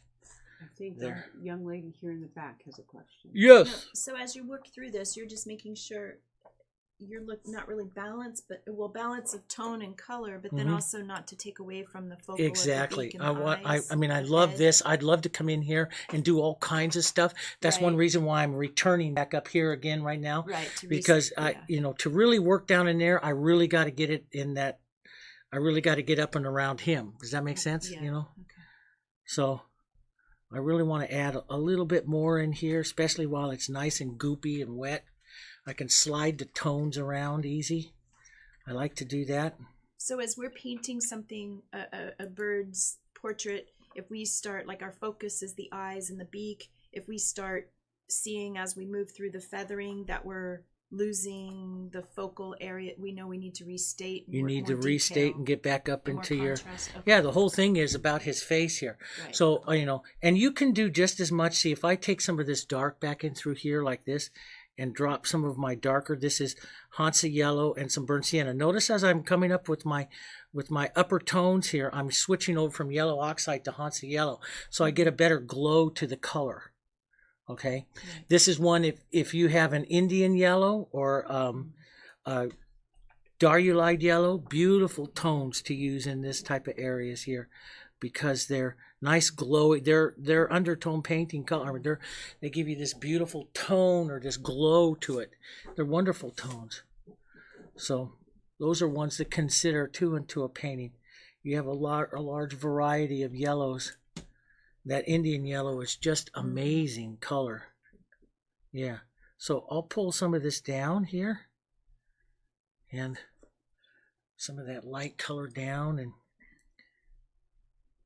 we'll that'll allow me to streak a little bit softer right here, create a little bit of a movement here to these feathers out like this. Some of these feathers coming out that way. Some of these feathers pulling down here. Streak them in some different directions and stuff. But I might start to think about maybe painting less and less detail up here pretty soon, because I'm getting away from my interest area here on him. So I might consider that. Something to be thinking about is how you're going to finish off this area down here. And one of the things is, you know, if you don't know, see, I'm just returning back up here and adding a little more contrast. Where am I going? Right up around his eye. But if you don't know, just start playing with it, because you're at the point where you can play a little bit. But I want to get some of this darkness up back. I always will go out a bit and then return back into my center of interest, and return some and add some more dark tones, dark touches, light touches, restate something here and there, and increase the contrast, increase the detailing here, up and around. And that detailing allows me to go out and work a little bit more further out. As I work, I get a little bit more of those colors, those tones there. Get that light touch that's right there on the edge of his beak. And see, I don't try to paint all of that at once. So, you know, I don't mind returning. And since this is my class, you don't mind returning either, do you? Not at all. Returning and going back and returning and adding more little touches and little details is all about the... I get entranced by it when you restate something, that how it just brings it right back up. Yeah. Maybe you don't even know that piece was lost. Yeah. And, you know, that's the whole thing is, you know, sometimes we get like, I've got to get that flat area. Remember we had talked about that flat area. I got to get that back in there just a bit. And sometimes, you know, when you're doing that, you know, Marfie, you don't know what it is. And as you paint more and more, you'll be able to see more and more. And this is one of the things that, you know, as we go through some of the last lessons here, we got 3 more lessons of the really a lot of detail painting and stuff. And those are where you're really going to learn some more shapes of the birds and little things to look for and everything that bring out and add more depth. And, you know, my birds are that I paint are getting better and better every year as I paint lots and lots and lots more of them. And what is happening is my eye is getting better and used to seeing more. I'm teaching my eye how to see more. And that just takes some time. I can sit here and paint for you till, you know, next year, and you would, you know, you have to physically teach your eye on your painting to do it, to see it. And because there's, you know, as you're the artist, there's certain things you start to look or to start to worry about, the color, the tone, and all that stuff, and you start losing some of the other things that you could be looking at, and it's a process. Well, David, this is also where you're talking about how we step away from flowers and what we paint, then you go back and it improves your flowers and exactly. the detail and the tones. Yep. And so now I'm adding just a little more dark and light up there. Could I add more? Certainly. I can add lots more in here and lots more detailing in here. And you see now I'm working with little spots of light and dark, getting even more detailing up and around this area. And, you know, and it's like, okay, I've lost his little nostril. That's easy. Just go put it back in. The whole painting is all part of, it's a process. And I don't mind taking something out and then fixing it, you know, later. And where, you know, when I was a decorative painter, and I still am, but you know, when I do a lot of decorative painting, everybody is always worried about, oh, I can't do that because I'll destroy that area. Right. And I put like a little nostril in there. I put it in earlier so I can see it. I'm starting what I'm doing, and this is really an important part. You have to be able to, in anything that you're going to paint and do like this, you have to be able to say to yourself, I can paint that out and redo it. I put it into the very first part to let my eye start seeing it. And then I can take it out because I'm going to paint that plane a little bit different. And I know it's got to go back in there. But it's a process of seeing. Does that make sense? What I'm doing is I'm slowly refining and working my eye to see smaller and little more areas and little details, and this needs a little catch light or something like that. And that's where I'm going. But it's a process of seeing, and never, ever be afraid to take something out and do it again. Okay? Because that's just going to give you more interest into your painting. I can work that little deeper shadow right up here like that I see on this one that I really like. And see, that just adds a little bit more there into the beak. It's a slow refinement. I can put that deeper little shadow of the edge of that beak right there. There's a little one right in there. At least this one little photo has it, and I like it. So I'll add something right in there. That gives just a little bit more detail there, right up onto his beak, see? A little more color, a little more detail up there onto his beak. And then I start to look right up in this area. I got this light now. You know, how painterly am I going to leave him up into this area here? I can leave heavy stroke of textured color up like this here, and start some of that feathering that's right up there like that some of them are having this heavier feathering and stuff here like this. I could do this with the edge of my little number 4 round, which would be, you know, perfect up into that area as well. I have one here somewhere. Maybe it's the one. Oh, it's the one I dropped on the floor earlier. Here. Yeah, what you have to do is you have to drop it on the floor, kick it around a little bit, and then it's good for painting. But, you know, like I do with some of the birds, you've seen in some of the bird lessons here, that of the smaller ones, and I'll go in and take a darker color like this, put on some light, and then take a darker color. I like to use an old, and this is an old one, and do a little bit of negative painting in and around to remember what I said earlier about the birds. Where are some of the smallest little feathers that you find on the bird? Even the big raptors like this will have that right up and around that beak area there. This is where you're going to have some interest, and so maybe you take some of your light colors and you work those little tones back and forth like this, and put a little bit more detailing in here. And when you put that detailing in there like that, that gives you more room for more interest other places of your painting. If you don't do that detailing in here, then you're not going to be able to put a whole bunch of feather movement further out in your painting, right? So maybe I'll put a little light on, then I'll take some of that light down just a bit with a medium tone, maybe a bit smaller touches here and there. Get some of that with a darker little tone, and slowly paint in some of the darker or some of the feather movement that you'll see up there.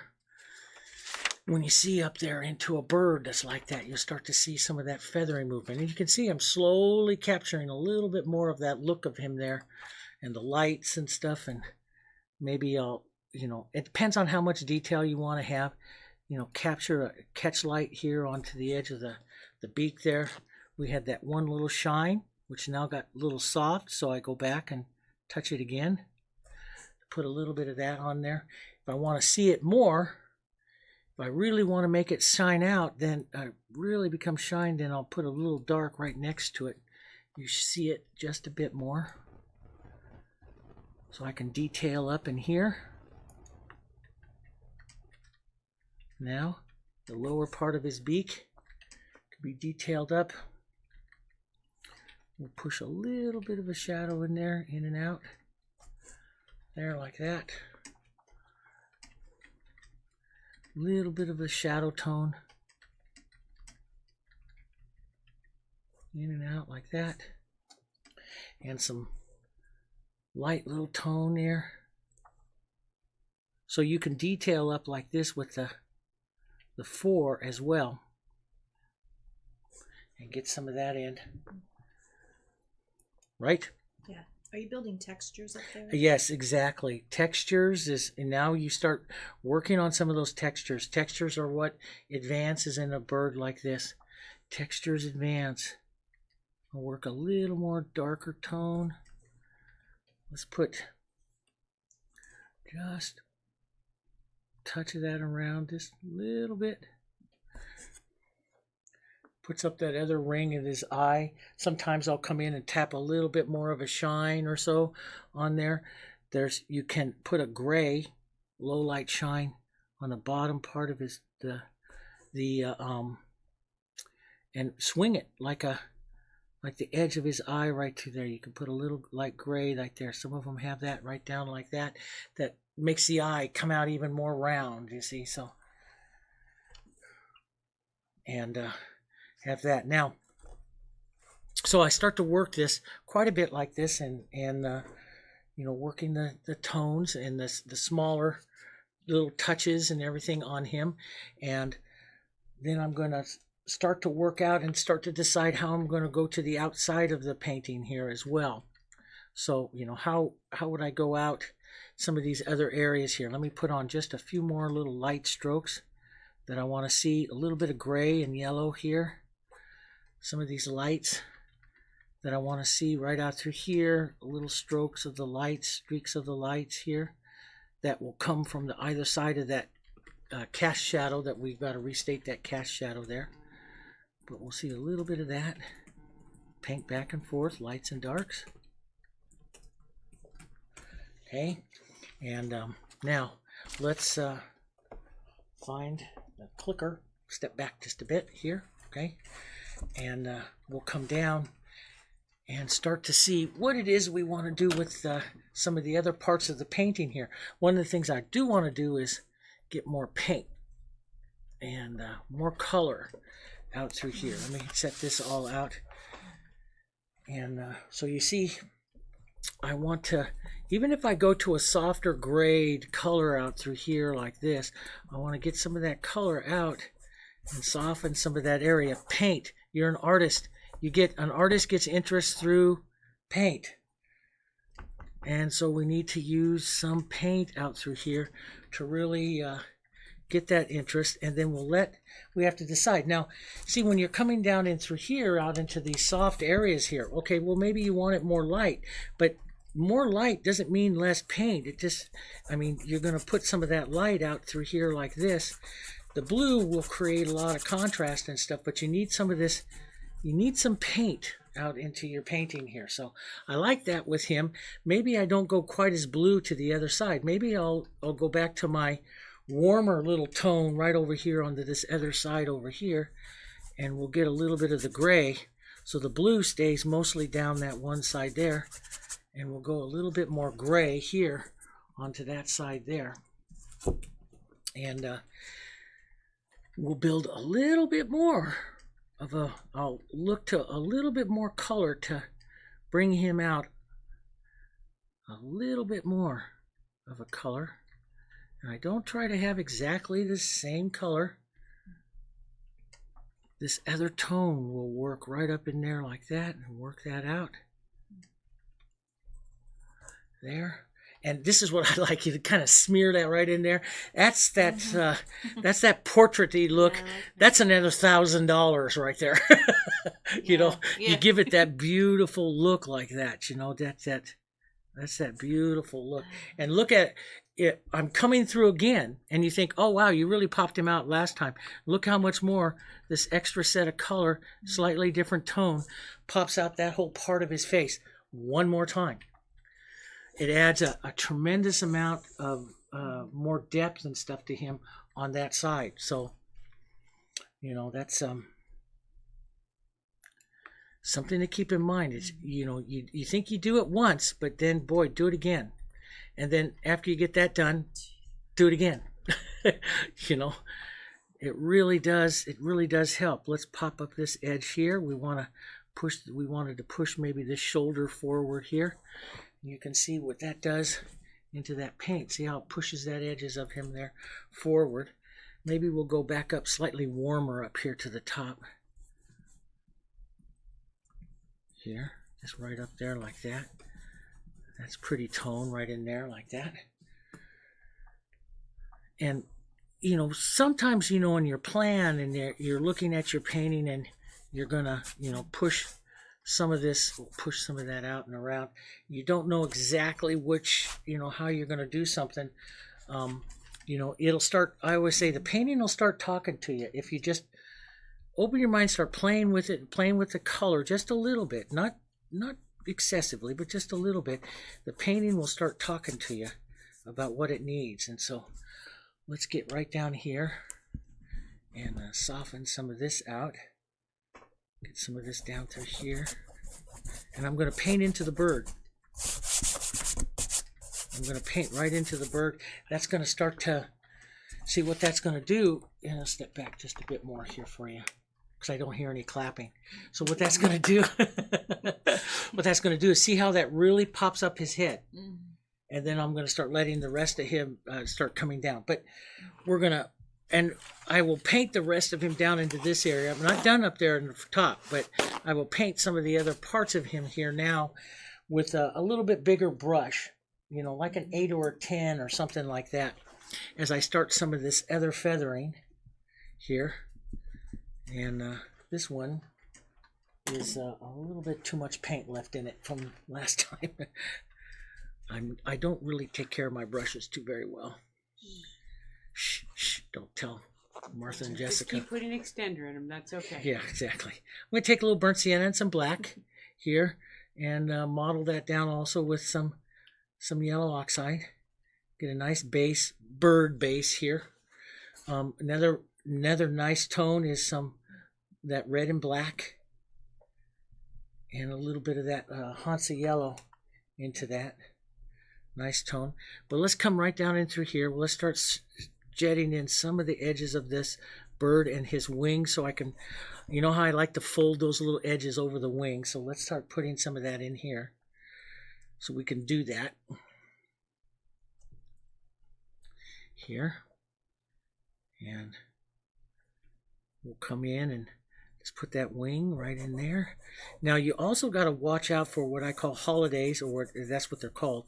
Little areas here on the weave that are the light areas of the canvas showing through, and you don't want that to come through. So you want to paint some of those out. You'll have a little lighter yellow tone in some of this area here. So we're going to push some of that in. We'll push some light, soft light into that. Here. And I'm just going to model and paint this up like this and push that. When I get down to these parts of and I want to have some movement, but I don't want to have a lot of detail, this is where I start using my hands a lot. Or you can use a bigger brush or something like that, but you just can't really beat your hands for just getting some of that color in there like that. You see him get some of that color. We have to decide how much, you know, this is where, you know, the portrait painters start letting it soften out here. And you can see why it really becomes kind of pretty with this all softening out here. And we'll push some light, maybe 1 or 2 strokes down in here. Push some of that down. And I'm going to be painting very lost edges here now. And I'll take this white and I'll go right over my sketch lines, take them out a bit there, just create that light edge there, maybe a little yellow on the edge of that tail or something there. You might pick up a little bit, but we're going to let it start to not to be perfect there. Let's take our brown back into our browns here. Let's get some more of our browns back up. Let's grab that edge here, that wing here. I like to do that lost edge here like that. So I'll let these edges just lose out like that. Let's put some of this light and brown over here.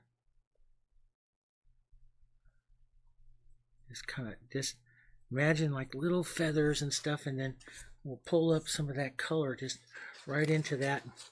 Take your finger, make sure your finger's kind of clean, and pull some of that light up into that. Restate it in a few areas, but it starts to get that edging. We need to create a little more contrast right up here, up on the point of the wing, so that the eye will come up to this side except for that side. So we want to pull the viewer right up in here. So I'll create a little more contrast of the wing. We'll actually do the coverts and the feathers of the wing there in just a second. How's it looking, guys? Looks good. He's like he's gonna fly off of there. Well, he better not. He's not done. He better not. So I'll take some of this brown right into here. We had that original dark. This will bring this part of his body forward now. We'll let that, and what we're going to do is to really capture that nice look, we're going to let this kind of slowly, I'll add a little yellow to this, and slowly soften out and fade around, and the movement disappear right down here as it comes down this area here. So it's all going to be really about him up in here. We'll still do some more things, like he's going to have a body shadow here where his legs are going to be, so you might want to have a bit of a stroke there. Sometimes an artist will let these, there's a really beautiful wildlife painter, and his name is escaping me right now, but what he does when he paints a bird is he'll paint like the head in here and drop down and then paint some detail right on the edges of a feather or something. Magnificent, magnificent, just wonderful. So, but maybe I want to see the edge of this wing right in here, and we'll put some of that right there before it tails down here. Kind of edges right off here like that, and let that kind of fade out down there like that. And now let's get a little darker, a little bit of burnt sienna and black, a little bit of red and black. Change the tone up just a bit darker here. You can add a little bit of your blue into that. Okay, and we'll add just a stroke or two right up into this edge here, which he has his primaries are usually pretty dark, the edges of them there, and that's you're getting down into his primaries there. But we want that to kind of fade away and get a little lost there, like that. That works, and some of that color will repeat up over into this side here, because that's where his primaries are, which are darker, right in there. And we'll let that lighten up just a touch here, gray up just a bit. I'm just painting for some movement. That's all. I don't want to get bogged down in all of the little details over there, because that's not where I want the painting to be. And now one of the things that I'm going to do here is I'm going to really state some nice feathering here up into this area. So to do the feathering, and it's like I did this prairie falcon last year, which will hopefully come out I have a birds of prey book coming out probably this year, but I did this prairie falcon. I loved it, and then I ended up selling it to a guy in Hong Kong, but it was a beautiful little prairie falcon. And how I did it was I just take my light and I start suggesting the wing feathers like this first, and because they have this light color coming onto their wing feathers. And sometimes if it's a real detailed one like I did, and Margot will remember that American crestal I did, that one bird of prey, the crestal. I did that because I think she had friends that had crestals. And sometimes I'd start at the bottom and work up. But what we're going to do is we're going to give some light feather edging like this. And it doesn't have to be perfect. You just start putting some paint down like this. And you don't want to line them up like teeth, but we just want to see them a bit. See some of the edges there like this. And they come down, and on his, they come down right before they get to these flight feathers here. And you'll see a little bit here, down like that. And when you're doing the feathering onto these birds like that, this is really can add a lot of interest, but we got to be careful because we don't want this to overtake him really. That's one reason why I don't want to, paint the detail that we had on this one right here. I love this one, but boy, all of these feathers take away from his face so much you can't see his face. So, but now you start the light like this, and then I use a negative painting coming back like this and leave just the edge of light right on the edge of the feather like that. So I then wipe my brush, come back, pick up a little bit more brown, and I come out and I actually paint the feather with the negative color, with the dark color. And I'll go back and forth like this. And sometimes I'll render it really precise, and then sometimes I will render it just very casual. It all depends on the painting that I have. But I like to paint coverts. You've seen me on some of the other ones there. Coverts and reverse featherings, I like to paint them negatively like this, where I'm painting out with the light with the dark. I think you have the best control because you can leave a nice little light tip right at the edge of that feather like that, and it looks pretty good as you start some of that feathering here like that. And that allows you to also control it. I can start taking some of that out and softening some of that up, and darken the light over here a bit and put some of that here, and then just build some darker color as you build these now. And I'm not going to do too much over here because I like him fading away, but you can build more. And maybe the artist does this, you can build this right down through here like in here and let this whole side of him soften out too. Another way, you have another look. That'd be another painting you can sell. That'd be different, right? Absolutely. That's right. Right, Marv? You are amazing. Wow. I believe that. That was very believable. Yeah. I'm going to take a little bit more red and some Hansa yellow and the black here. Nice. Now you could also paint with your umbers. Some of you using burnt umbers and stuff here. But when you do brush mix up some of these tones, you get a lovely variety because they're constantly and always changing. And I like that about that. But a wing like up in this area, I might work this a few times until I get the coloring exactly the way I want it here. So I'll work the colors and then kind of decide how far I'm going to work down these colors, how far I'm going to take down this light tone here. Take some of this light down like this, how far I'm going to work that down. Because this is very beautiful, swinging this down like this, swinging these colors. See how that, because there's so much paint up there. See how you get this? This is what's so pretty. It's all the time that I've been painting and painting and painting. And see that look that you get there to that paint, that movement, that comes right there because of all the paint that I have in that area. That's where that beauty comes from. And you can't, there's no fast way to get there. You have to build the color to get there. There's no fast way. And I'll build now, and I'll push some of that color in like that and build some of this light because I want to come out now I may, sometimes you may want to use like the little brush and put some of the, like on this one right here, you see the hair to the little strokes and stuff that you have in there. And maybe you want to capture that a little bit more. That all depends on how much you have around his face. That's your call, how much you have around his face, how much he can support in that face area there. Step off, leave a few little touches like that. Come in, add a few little touches right in here.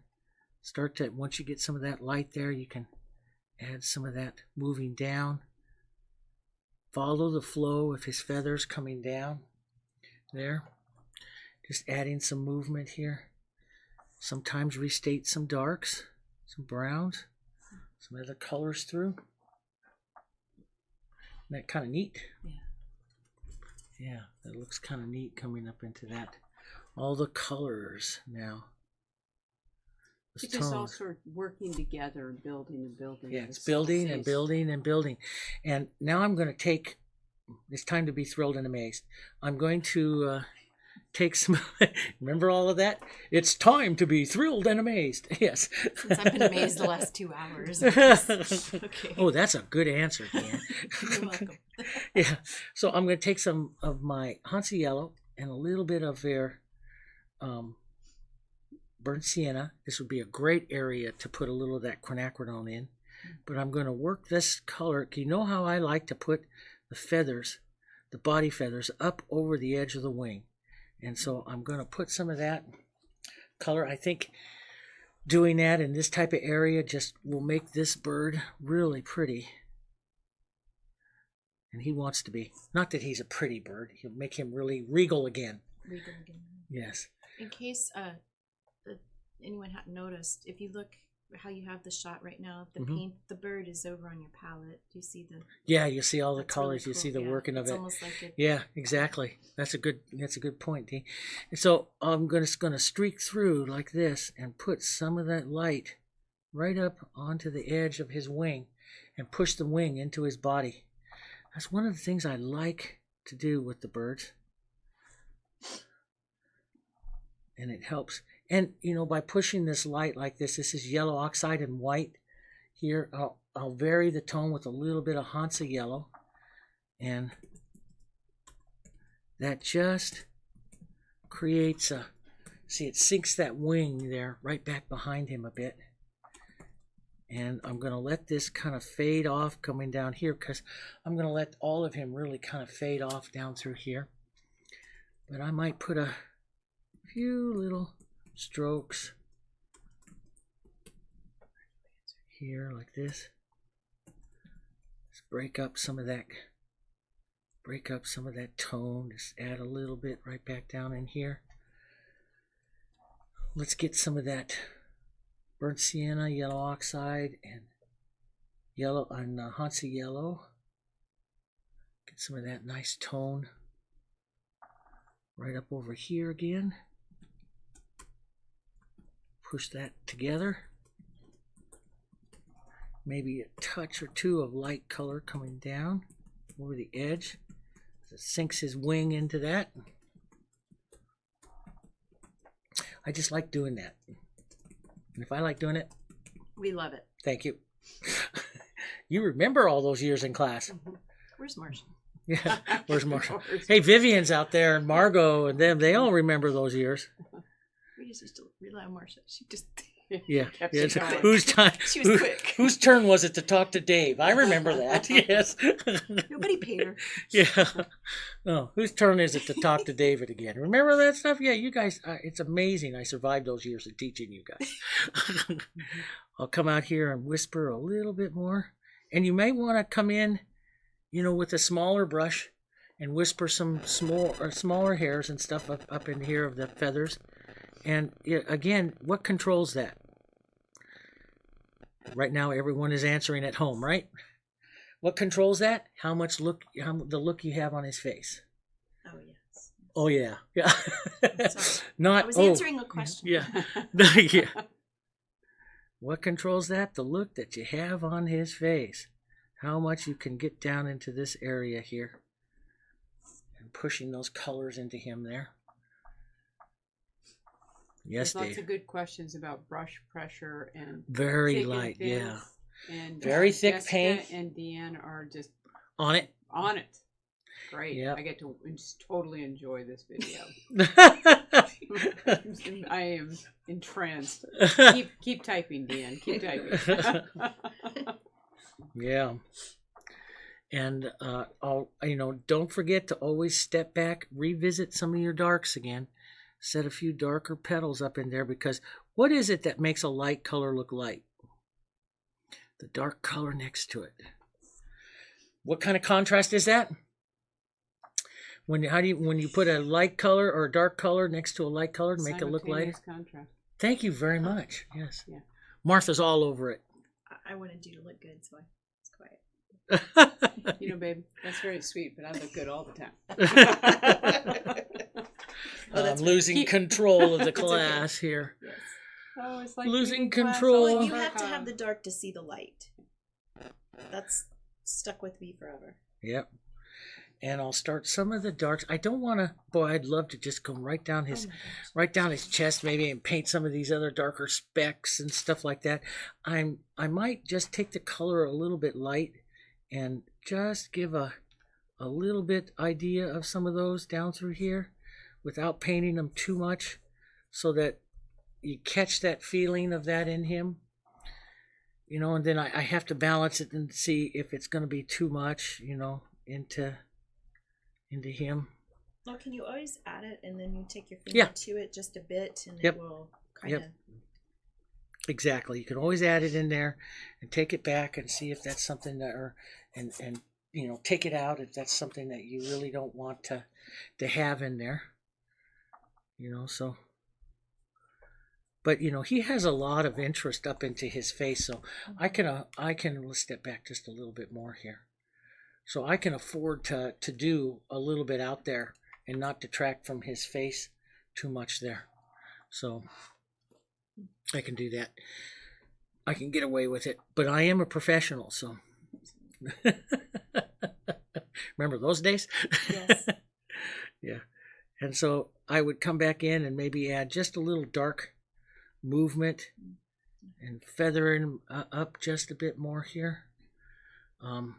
You can put a little bit of that kind of suggestive movement over here onto this side, but again, you're going to keep it soft.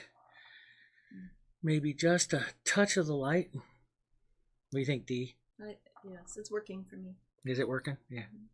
I love how you're getting more painterly as you go. Yep. You have a looser and the way you're holding your brush. Yeah, I'm way back on my brush. Mhm. And I'm getting now very painterly as I apply some of this stuff and watching some of his. And, you know, maybe I want to take almost as light as this area on him and express a little bit of that over here on this part of the shoulder, you know, and see if that works. It can't distract from this part of him there, but maybe that works in pulling your eye across over there just a bit, you know. So a lot of different little ways. Let's get a little bit of yellow and light. Come back into this one. A little bit of yellow oxide and white, so I'm not too bright. Well, I'm very bright, but so the paint isn't. Boy, I couldn't leave that. I had to shut the door on that really quick. I didn't want to leave it open too You long for opened you. the door. And Yeah, exactly. That was open. We're going to shut the door on that and put some of that in there. How you doing, Jess? She's answering everything. She And- is. And I'm going to build up. We'll come right back up into this area here, and I'm going to build up a little bit more light. This is a beautiful area on him, and I want to just capture that movement right in there. Really nice. I really like this right in there. And so I really want to capture that powerful light that comes up underneath his chin there. And then that also helps me when I want to put that that cast shadow in there, which I still have to put in. Down in here, we'll get a little bit of that brown. Take just a bit of that out. And he let that light, follow this thing. This is his into his neck feathers, and then they've got to bend down. You have to help the viewer here see the direction of some of these feathers as they're coming out here. They're going to go over the edge of that wing, pull over the edge of that wing right in there like that, just a bit. Set that wing in like that. Yeah, and not bad for a couple hours under this paint. You know, it's working pretty good. And like I say, it's how much you're gonna do. Let's take a little bit. His claws down through here. We'll kind of get suggestive with this right now. Just a little bit of yellow down onto them, because we'll let some of this fade away here. Now, it's a little dangerous, and I usually, I don't like to do this quite as much with this one as maybe where's my little two? Where'd you go? Here you go.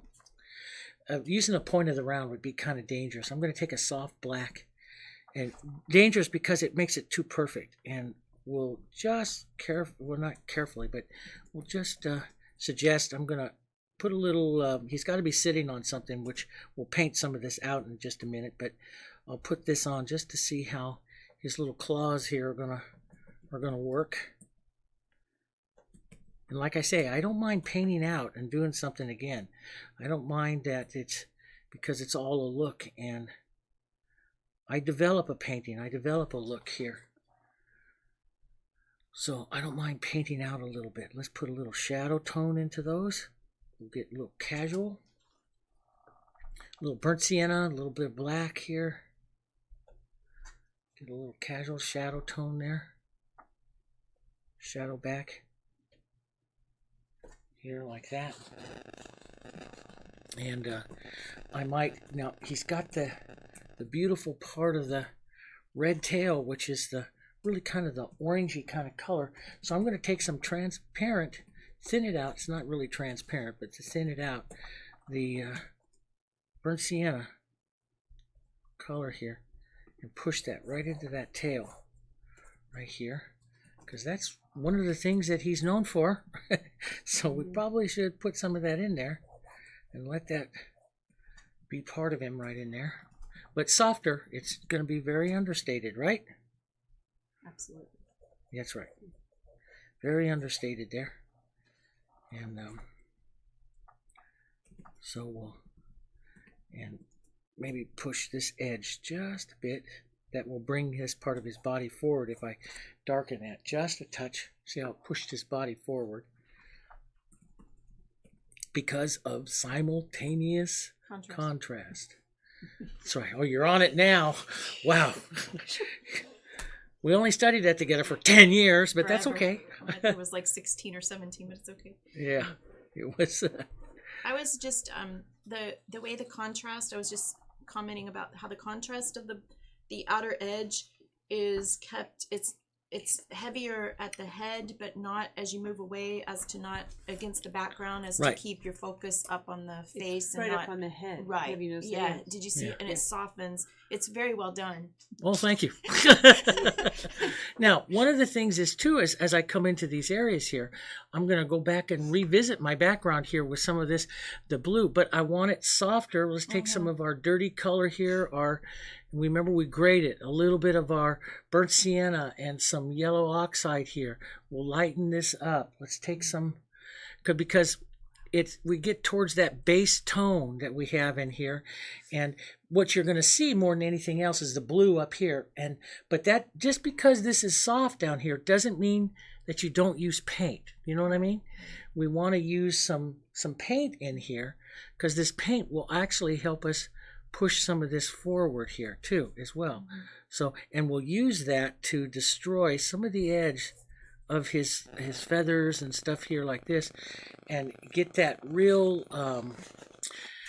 you want to destroy, like anything that you do here, you want to destroy the edge of something here. Take it in and out. See, it's like that's the edge of her shoulder there, but its color goes in and out quite a bit there. So the artist will go in and out like this and destroy that edge just a bit, so it gets very lost. Do you see what I'm saying? Right? Yes. And that's what you want to start doing at this part of the painting out in here. So maybe I see the edge here just a bit and start to take it out and feather it out. Yes. Sorry, I had to do that. That's It's a window into what my world is like. He sure comments on the fly, doesn't He he? Yeah, sure is yes, funny, yes. I tell you.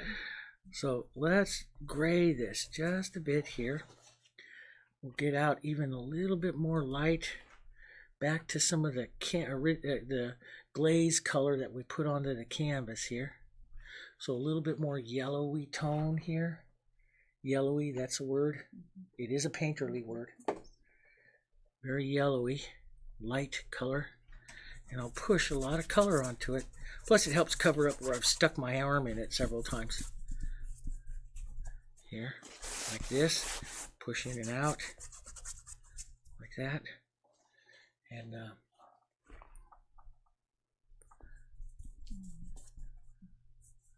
push in and out this edge that, and I love the lost edge like this. You just get that wet color and you push in and you see that lost edge like that. See, that's where I start to like that, losing that edge. And it's, you can paint up like this and bring some of it back here and there, but it's kind of nice to let that edge just completely, boy, gone. It's just fun to have that boom out like that. Let's take some of that right out there like that, and we'll soften that right out down here. But you need, see, right now you look down in through here, it's weak. It's weak. The painting is weak right down in here because there's really nothing there, no paint and stuff in there. So I, even though it's a light color, gray color, I want to get some paint in there so that you're losing it because of the edges here, not because of lack of paint. That's really what I want to say. So you've got to get some light tone down here that's very much like the canvas, that doesn't destroy the look of your vignette as much, because your vignette is all up in here. And so it doesn't destroy the vignette as much, but you've got to get some paint because, if you are too weak down in here in color, that can also be distracting to the bird. So we don't want to be too weak, if that makes sense. Boy, everyone's just watching me paint. No one's asking questions anymore, huh? Yeah, well, I'm going back and it looks like everybody is... Okay. They're speechless. They're speechless. They're speechless. All now, right. I have a couple questions for you. Well, fantastic. I've killed the class. There we go. Yeah. So. No, I think you've impressed them beyond belief. I have a couple of questions that we're waiting when you finish, because the technique is, they're not technique related questions, they're a broader sense. But okay. You've started at the top and you've worked your way down. Yeah. And I started at the top up there by where the bird is going to be.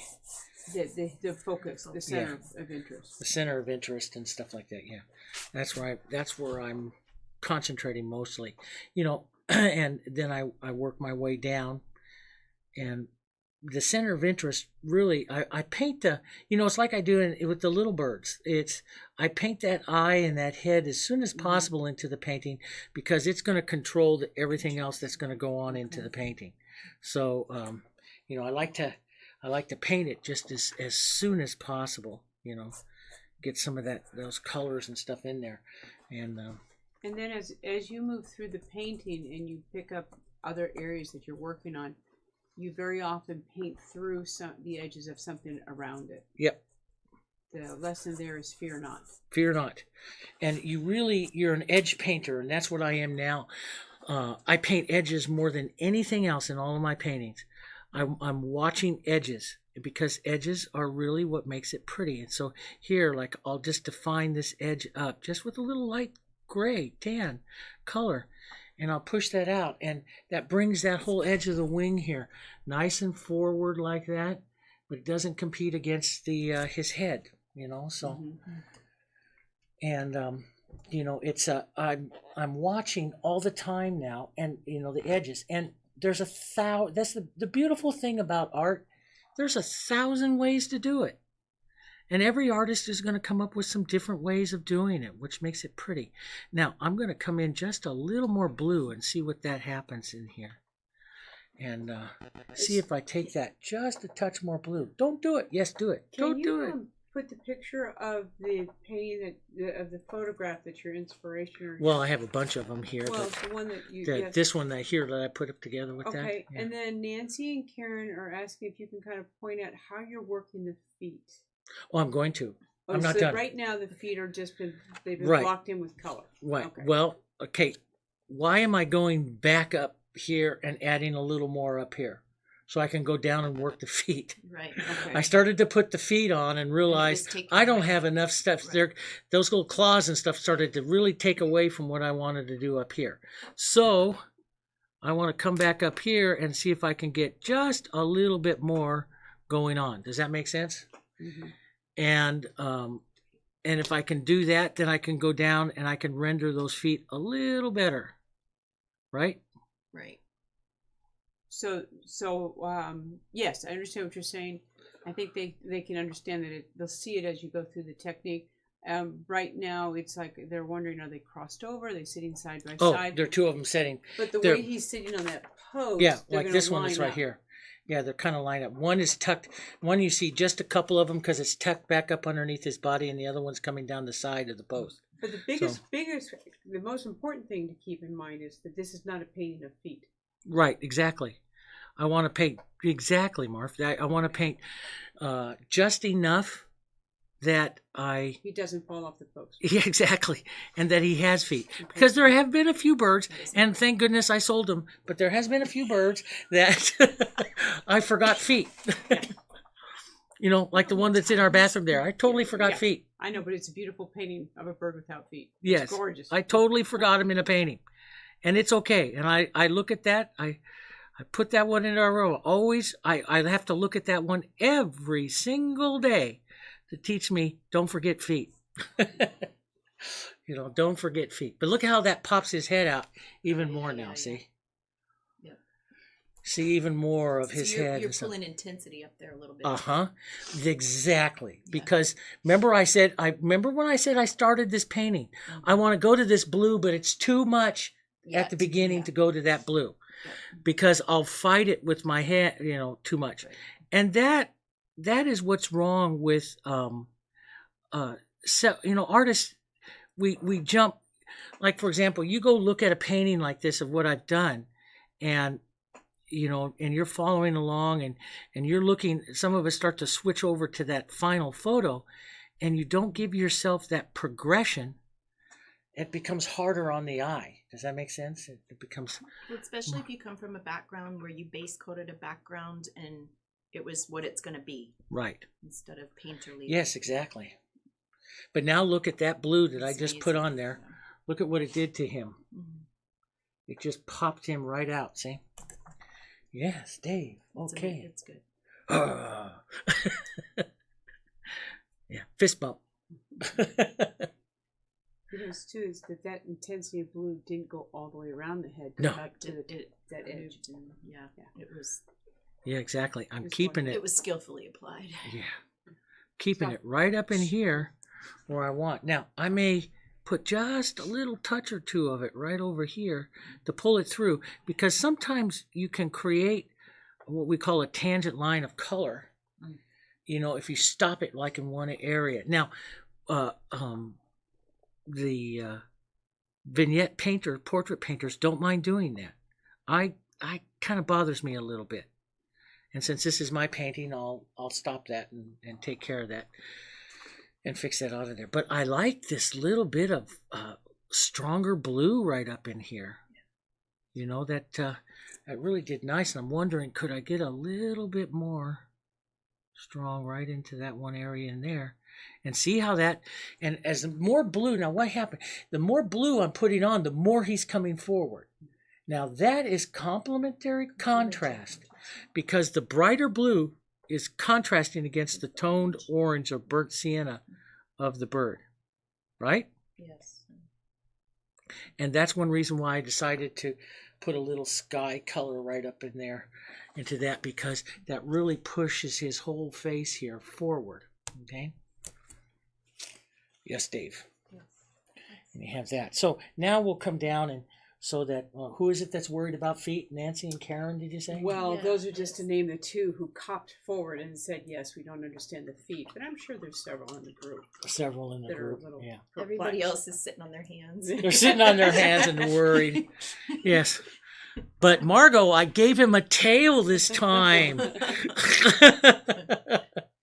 Yes, he has a tail this time. Aren't you happy with that? Let's get some. No, fix it. Okay. We'll give him some. We'll fix up his feet so everyone gets happy. God, I do an amazing job on the head, and you're worried about the feet. Yeah, it's okay. So I'm going to come in here and set the one forward toe here. Right up there like that. Now, we can set some light and everything, but you got to watch here that and push this in. I can have color, but I don't want to bring it out too much, so I've got to watch what's going on in here. And, you know, we could bring in some more light, and we do have that cast shadow to put in there still. We can put in some more light and stuff, but we want to be a little bit careful. What it needs more than anything else is more color to give more definition to it. So I'll put in some more color first here onto these. Here. Just some yellow, and I'm toning it down a little, burnt sienna. You can get a beautiful brown into that too with some red and black make beautiful browns, right? But I'm just looking for some nice tones here. Take a little bit of my yellow oxide up in this burnt sienna and a little black here. Get a little bit of a grayer tone of yellow to push some shadow workings into the feet there.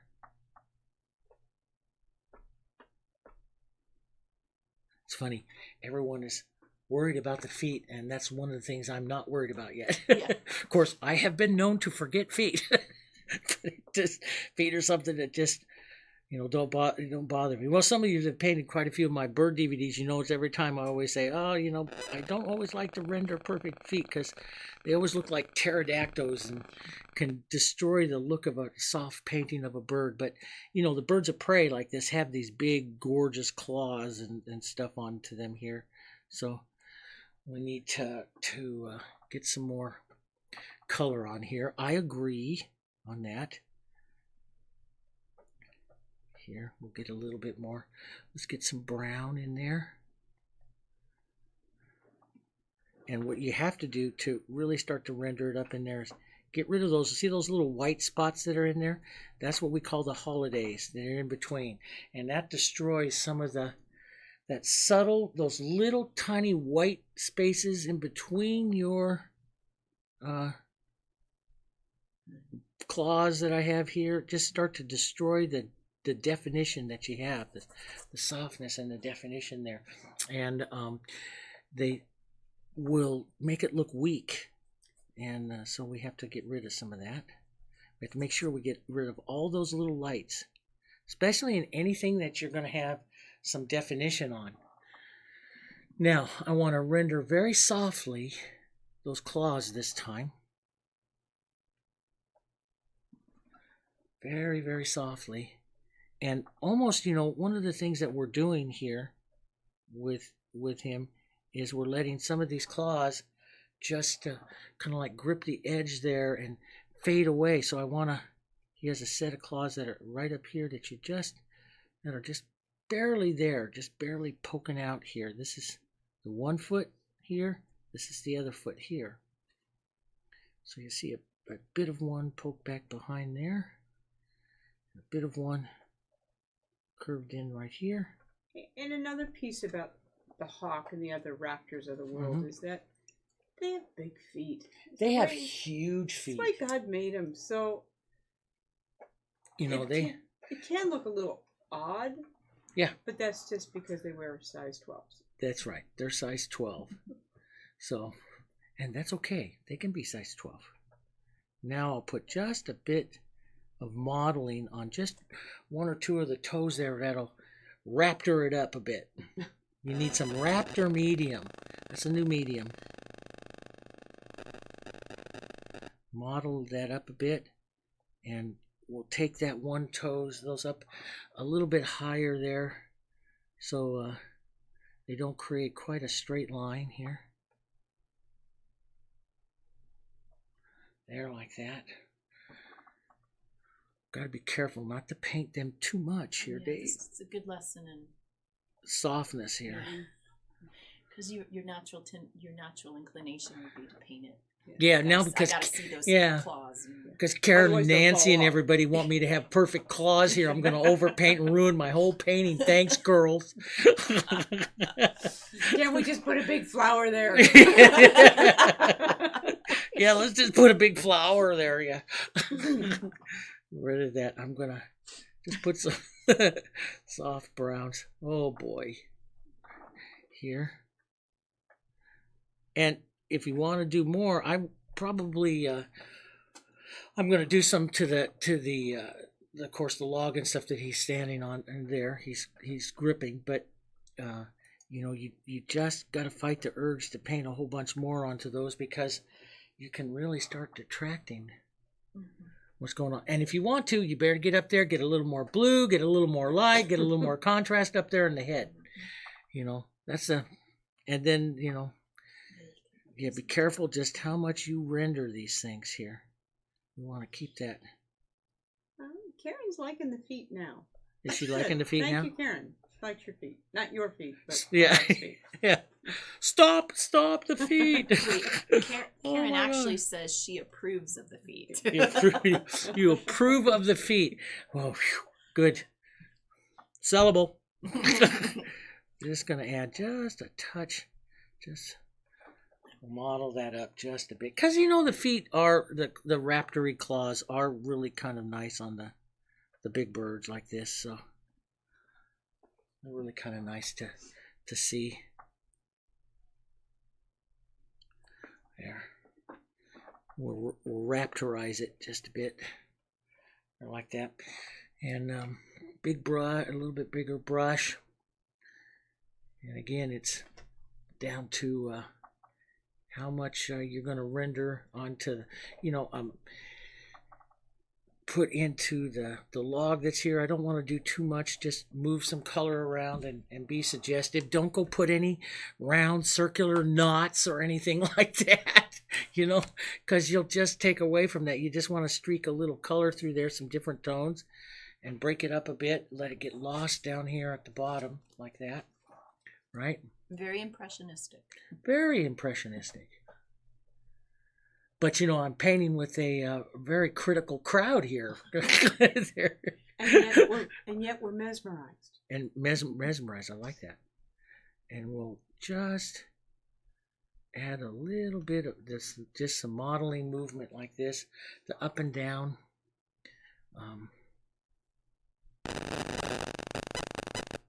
Here like that, just to give a little bit of line movement here. Not too much of the... Don't get too wild here, Dave. You got to talk to yourself. That's being artistic. You got to tell yourself, slow her down. Don't do too much here. Just give a... Don't want to, there's all kinds of ways, to paint logs and stuff. I do it and trees with palette knives and getting different looks and stuff, but I don't want that on this bird. This is the soft area of him in the painting, so I want to really kind of just break up and just create like it's there, but it's broken. You know what I mean? It's just fading all away, right? That you have there, just fading all away. Now, there's some other things that you can do, and you start looking through your painting, and this is where I start looking for areas as to where I could get sneak in a little bit more depth. And it's a plain thing, and it's some shadows. I'll take a nice shadow here of just my burnt sienna and black and some yellow, a little bit of red into that there. And I'm going to streak a little bit of that right up in here. Now what that does is it pushes those lovely feet, Karen, a little farther forward. Pushes those lovely feet a little bit more forward. I got to see if I can sneak some in there, watching my other shadows without taking away too much from what's going on up top. That makes sense? So I'll look for some of those areas. And I wanted to have a little bit like right into there. That's his body shadow. There, I got some holidays in there I got to kind of get rid of. And I want to paint that out. And you might want to come in and, you can like deepen into that shadow just a bit there. And then I get back into my lights to paint it and soften it down into position like this. To get some of those lights into that, but leave just a little bit of that shadow there showing. And you might even come up over onto the edge here with this and paint some of that gray in there just to soften that whole area there. It pushes back. This last little edge like here will push back that part of his body right there. And you know, the feet, you'll see the feet. So see the body shoves back. The shadow here brings the feet forward just a little bit. And this edge starts to recede back because it's becoming that lost edge. Does that make sense? Yeah. And you can, so I start looking for, you know, do I want to do any of that or play any of those colors? Like a real good thing to play right in there might be almost a white color right in here. That'll play against that feet right there. See? And that color. But it's not too distractive for the rest of the painting, right? And so I'll try a few things. We'll get a little bit of that brown from that dirty brush in there like that. But it's got more paint into that.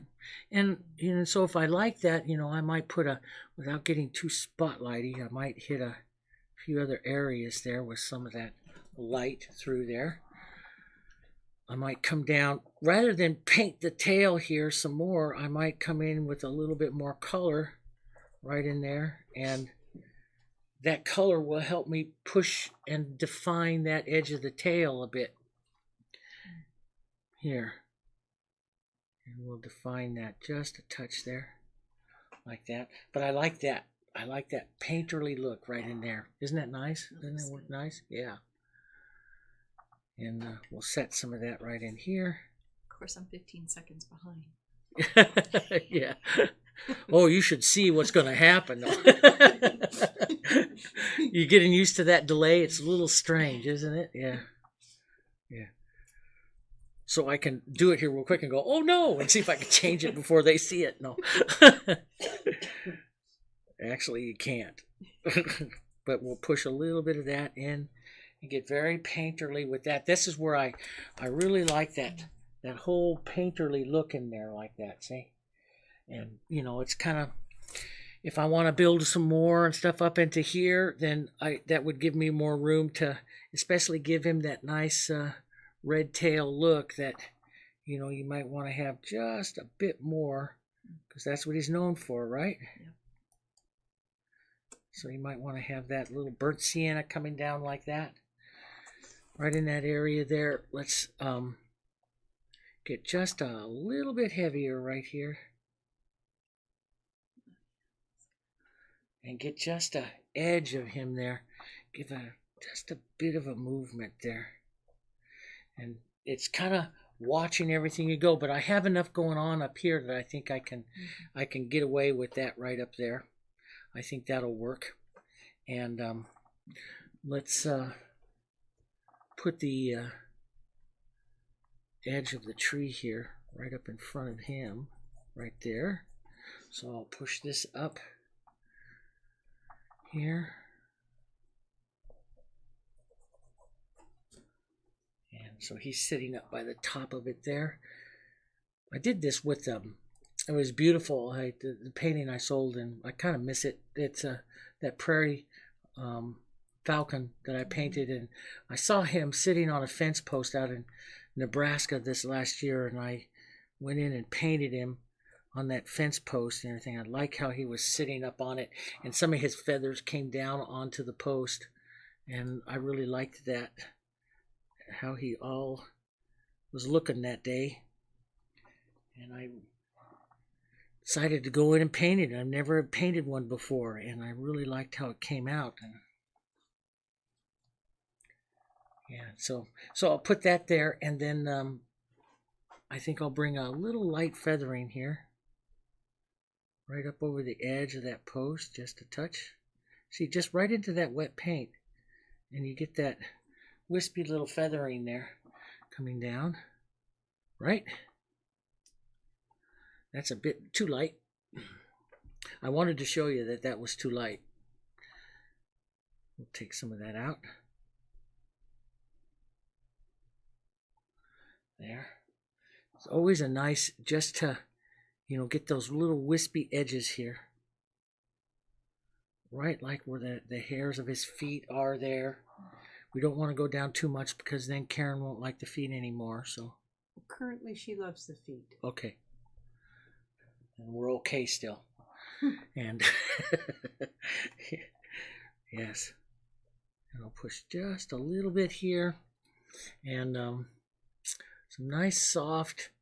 I even, when I start getting up into these grays up here, and I'm pulling these colors up here because that's the colors that are down into here. So I know I can paint down into this area here very soft.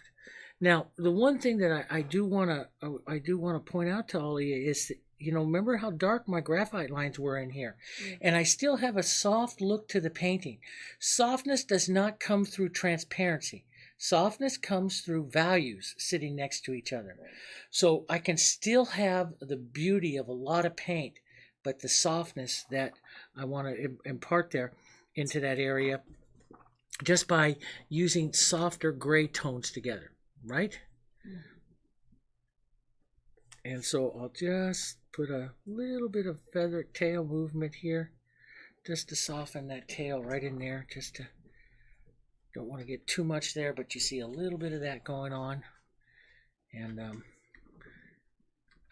add some final little lights up the air, and then I will probably add just a little bit more up and around the face, just one more time with some lights and stuff, but it's getting kind of late here, so but I would probably do it just one more time with some of that, working this down through here, just a little bit of that. But it's mostly all about that. So let's take that down here just a bit. Doesn't need that much. There. This is your number 8 finger. Anybody awake? Yeah, they're all still here. They're all still here, huh? Good. Haven't lost them. Let's just push that just a bit. That's what I like to do. I like to put that color on and break that edge. And that broken edge right there like that, that's what gives it that painterly look, see? It's the broken edge as opposed to the really defined edge that you see up there on that up there on that beak. Now, you're really gonna start finishing up and getting some more things. You might want to take a nice black, and I have to be careful because this is really wet in here.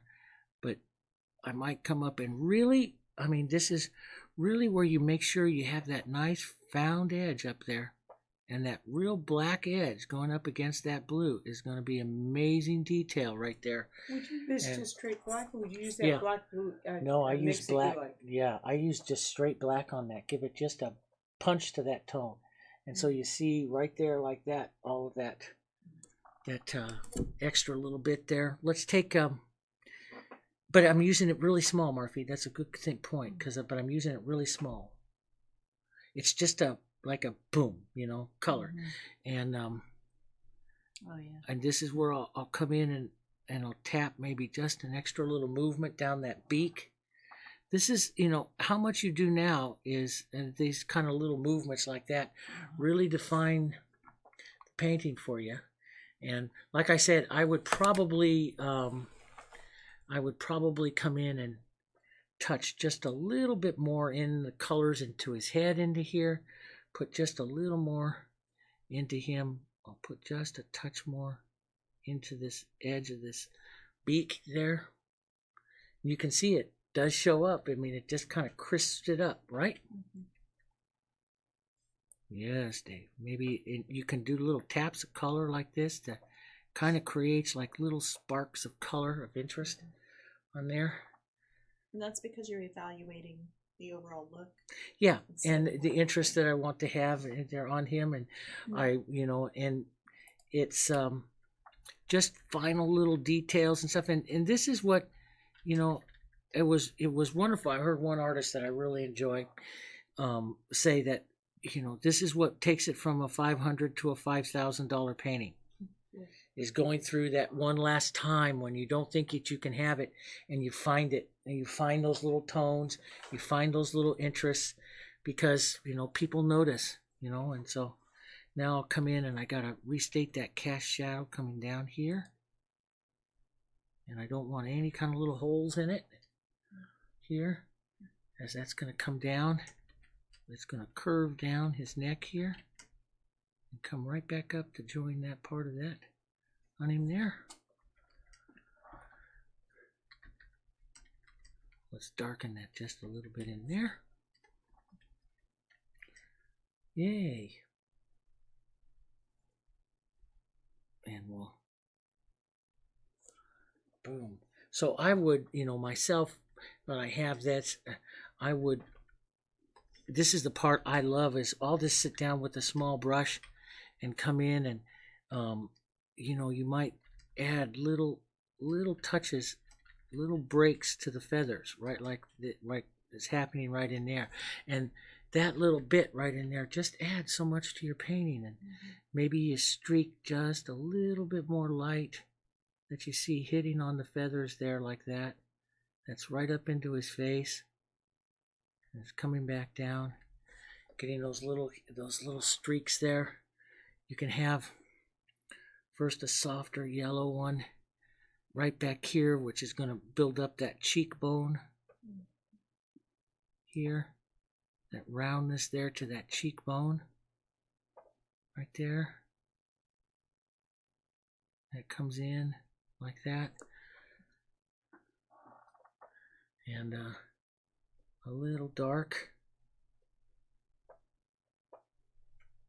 a little black and burnt sienna here. Sorry, you can't see it, but it's magnificent. No. And just work through those colors there and put on the light, paint some of it back out, put some of it back in, until you start to get those little light touches. Not always a light, a super white. You can get a light yellow in there, and then carry some of that arching down, carrying down a bit like that, through there. So gets the beautiful look of that. And there'll be a secondary little shine light right down in here. It comes underneath that dark shadow there. And this is where my eye starts getting really refined and seeing tiny little tone changes, little gray right in there that carries. And see, it's a beautiful little tone change right in there. Carry some of that beak right back out into that again. All of them have a bright little yellow edge right on there, because their mouth goes so, they got to catch that squirrel and that mouse. Their mouth goes so far back in here, right up in here. And so you tap just a little bit in there. But again, it's, I'm rendering it in there, but I'm doing it kind of painterly so I don't get too precise. It's just a real thin little line and just the tiniest little bit there. See, just add so much to that mouth. Now you see that mouth, arching back up through there like that, right? Yes, Dave. Yes. Yes, your awesome wonderfulness. Yeah. Joking. So we'll just push a little bit of that back in here, and I'll add just a tiny little bit of light. But how much more now is up to you. This is how I work the tones, the final little touches of the tones, and building them here. And you can see even the little additions like this, every little bit that you do just adds a little bit more to him. David, do you at some point have step back from it? Oh yeah, right now would be the time that I'd be putting him on an easel, right? Stepping back and seeing just how much more I want to do. I do not want to lose the edge of this cheekbone here, which is really kind of important on them because they have that, so I don't want to lose that right up in there. So I always want to use and remember we have that shadowing color that we can put in there. That can come down here. We just put a little bit of burnt sienna and black and a little blue, a little red. Happy color. Sorry, getting late. Happy color. It's okay. There's been a nice little conversation between Vivian and Nancy. Do you know Nancy raises what we would in the United States call exotic? I'm not sure Nancy's from, but she has got African Greys, Blue Crowns, Princess of Wales, Green Cheeks, yellow heads, ringnecks, just to name a few. 60 pair. Wow. Right? I know. I don't know. What is she up to? She's outside Kentucky. She's outside of Kentucky. Somewhere, Oh, okay. I think. So anyway, and then that led to Vivian talking about her daughter having chickens and how hawks are eating them. Yes, yeah, and man. I said, okay, Vivian, you're making me sad. And I said, I now need to go shoe shopping to get all better. Thank you, Vivian. Thank you very much. And Vivian, who is just an absolute dream, we had her at our studio many times, says, that is how nature survives. Go buy more shoes. That's right. Okay, Vivian. And then we're also talking about how this hawk is looking at us. It's like, Yeah. Yeah. Doesn't that, I mean, isn't it amazing though? I mean, that's how you get that catch light with that little catch light. I mean, well, that's one of the things is, and you know, the one thing about a catch light when you put it in there, why I like to use the corner of the brush, is the catch light is not a perfect little circle or dot. Right. And that's why I use stiff paint. It's very dry paint. And so you can have some control to the catch light, but not a tremendous amount. And see this little stuff right here. See, that just adds so much. That's the painterly little look that you come in and you just break the edge of that right out there like that. And you get that nice little painterly edge there. And that's the final little stuff that I do that I start to add. But now I'm building that cheek back up in there. I like that just a bit more. You see that a bit more on him there. And that's basically how I would render the hawk. There, like that. Yeah, he's kind of a fun guy to paint, I think. Dave, it sounds like you're kind of winding up. Can I ask you a few questions that came No, up? I'm all kind of wound out. I'm Sorry, hawked everybody. No. Then I will do my best. No, Actually, yeah, you'll do your best. The first one is that Yvonne brought up about sending in photos, and we had talked about that. Yeah. What address do you want them to send them to? Jansen Art Studio at AOL? Yeah, Jansen Art Studio. No, or Jansen AS. Because that comes to me. Jansen AS. Okay. So the shorter version of Jansen Art, yeah. Jansen AS. And then and we'll have a evaluation class where we can talk about some of those and some so things. that's the evaluation class. If they wanted to participate in the evaluation class online, you'll be part of the live thing. It'll be a live class. When should they have those photos to you? Tomorrow, probably. Start sending them in tomorrow? No. Okay. Right now, everyone just had a coronary. No. Get cracking, Vivian. Yeah, get cracking. No. We're not gonna finish up it because we go to Taiwan next week and stuff. So, I'll have the. Will you post a date when you should start? Yeah. Done? This one of the things that I'm just gonna be playing with that hawk all night. One of the things is we have a teaching commitment in Taiwan next week, and so it's that into the next following week. So the next 2 lessons that will be posted up will be they'll be on the streaming side of it, okay? And then when we get back, which is the 5th or 6th or something like that, right after that time there, we'll have another live class, and then towards the end of the value of that because that'll be the 3 last paintings. Then we'll have the last evaluation and round it all up and all that kind of stuff. So you'll post that schedule when we get back. I'll post that schedule. Actually, I'll have some of that schedule posted for you this weekend. Okay. Because there'll be a lesson probably coming up. The next streaming lesson will come up on Sunday, which will be one of the more detailed works. It'll be a streaming video that's in there. Now, even though we're gone and you have questions or something like that, because we'll be gone for just about a week, a little over a week, and you can still answer questions and everything like that because we'll still be on the internet and everything there. So we have that there. We're fortunate where we're staying in Taiwan. Oh, yeah. They do have very good internet connection. They have very, very good internet connection. So I can still help you and write that, and we'll do some posting and all of that kind of stuff for you. Okay. But I'm just going to add a couple of last little highlight. There's another question, and I'll kind of finish up with this, is that, and we answered a little bit on the chat, was that Yvonne was somebody was asking about pricing. It was Connie. Pricing, and how does one determine the price? And just kind of writing back to that was that it goes back to first having a starting price, developing your technique, developing your reputation, developing a demand, knowing your Right. market. It's not a simple.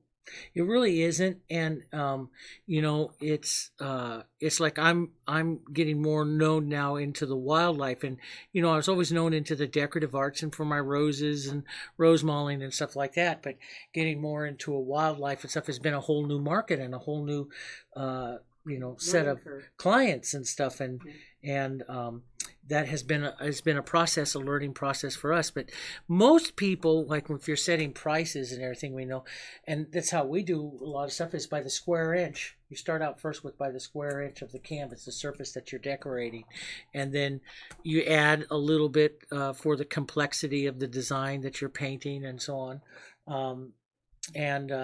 But you start out first with that look up to the square inch. And the other thing is, Jessica and Martha never let me price anything, because the artist will always underprice it than what it's actually worth. Because It's good to have an outside. it's good to eye, have an yeah. outside evaluation for your prices there, because and I'm terrible at it, because the artist will always want it to sell, and so we tend to underevaluate our art. And you know what? Art is expensive, and you look at how much time you spend learning how to do everything that we do in a painting like this. You have to give that a decent value. You really do. And you painted that ship, and you sold that ship for $1,000.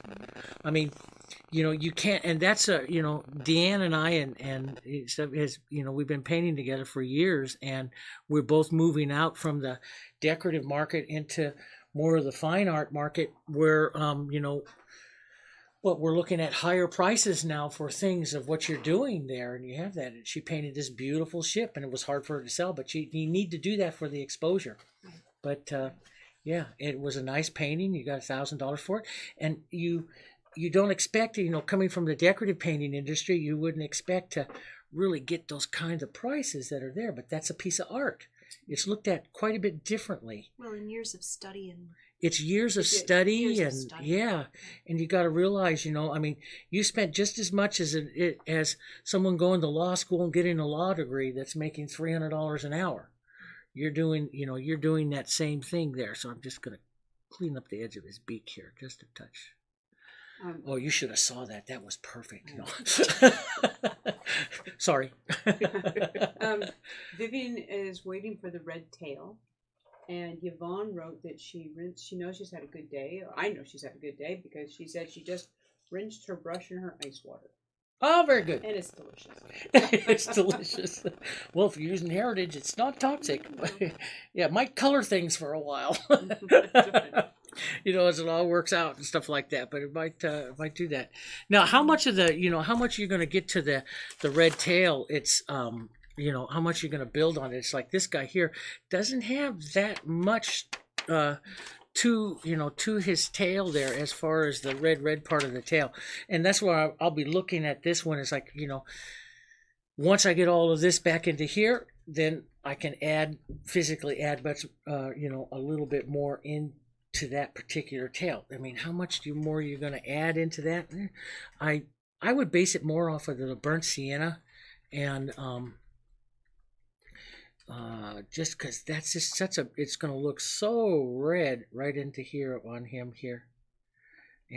But how much you actually get into that is going to be how much you're finally doing up here at the top of him. He can afford a little bit more into here, because he's detailed so perfectly, don't you think? absolutely. Yeah. I But, mean, I think he could stand a little. Yeah, he could stand a little bit more. Yeah. Please remember who you're speaking to. Well, yes. Deanne. Well, the now Red Muley. he's become a joint painting event. But still, the burnt sienna is just an impression of the red. I mean, just a little bit of that of that coming through is And gives a Karen nice says look. she loves the raptor feet. So, honey, Oh, I very think good. did Thank it. you, Karen. You got love that. Just grab. I would probably add just a little bit more of a I So could did- probably get away with just a little bit more of a movement right up in here by that feet, on the log here itself, just some brush movement here just to decorate it up a little bit. Again, always watching. I watch so many painters, so many artists out there that paint and add something because a photograph shows it and Right. stuff, and you don't want to do that. You're painting a painting, and so I'm altering, quite a Yeah. bit of what this painting looks like. There's like on the log there that you see on this one photo, there's all kinds of like little holes and divots and all that kind of stuff in there. You don't want to add that in there because this is the painting here. And and Vivian, if you want more red on your tail, you can have more red on your tail, but that's up to you. But no, that goes back to what you've told us for years. You have to sometimes alter what you see to make more Exactly, to pleasing make a more composition. harmonious Yeah. composition. Yeah. Exactly, and that's what we got to do. And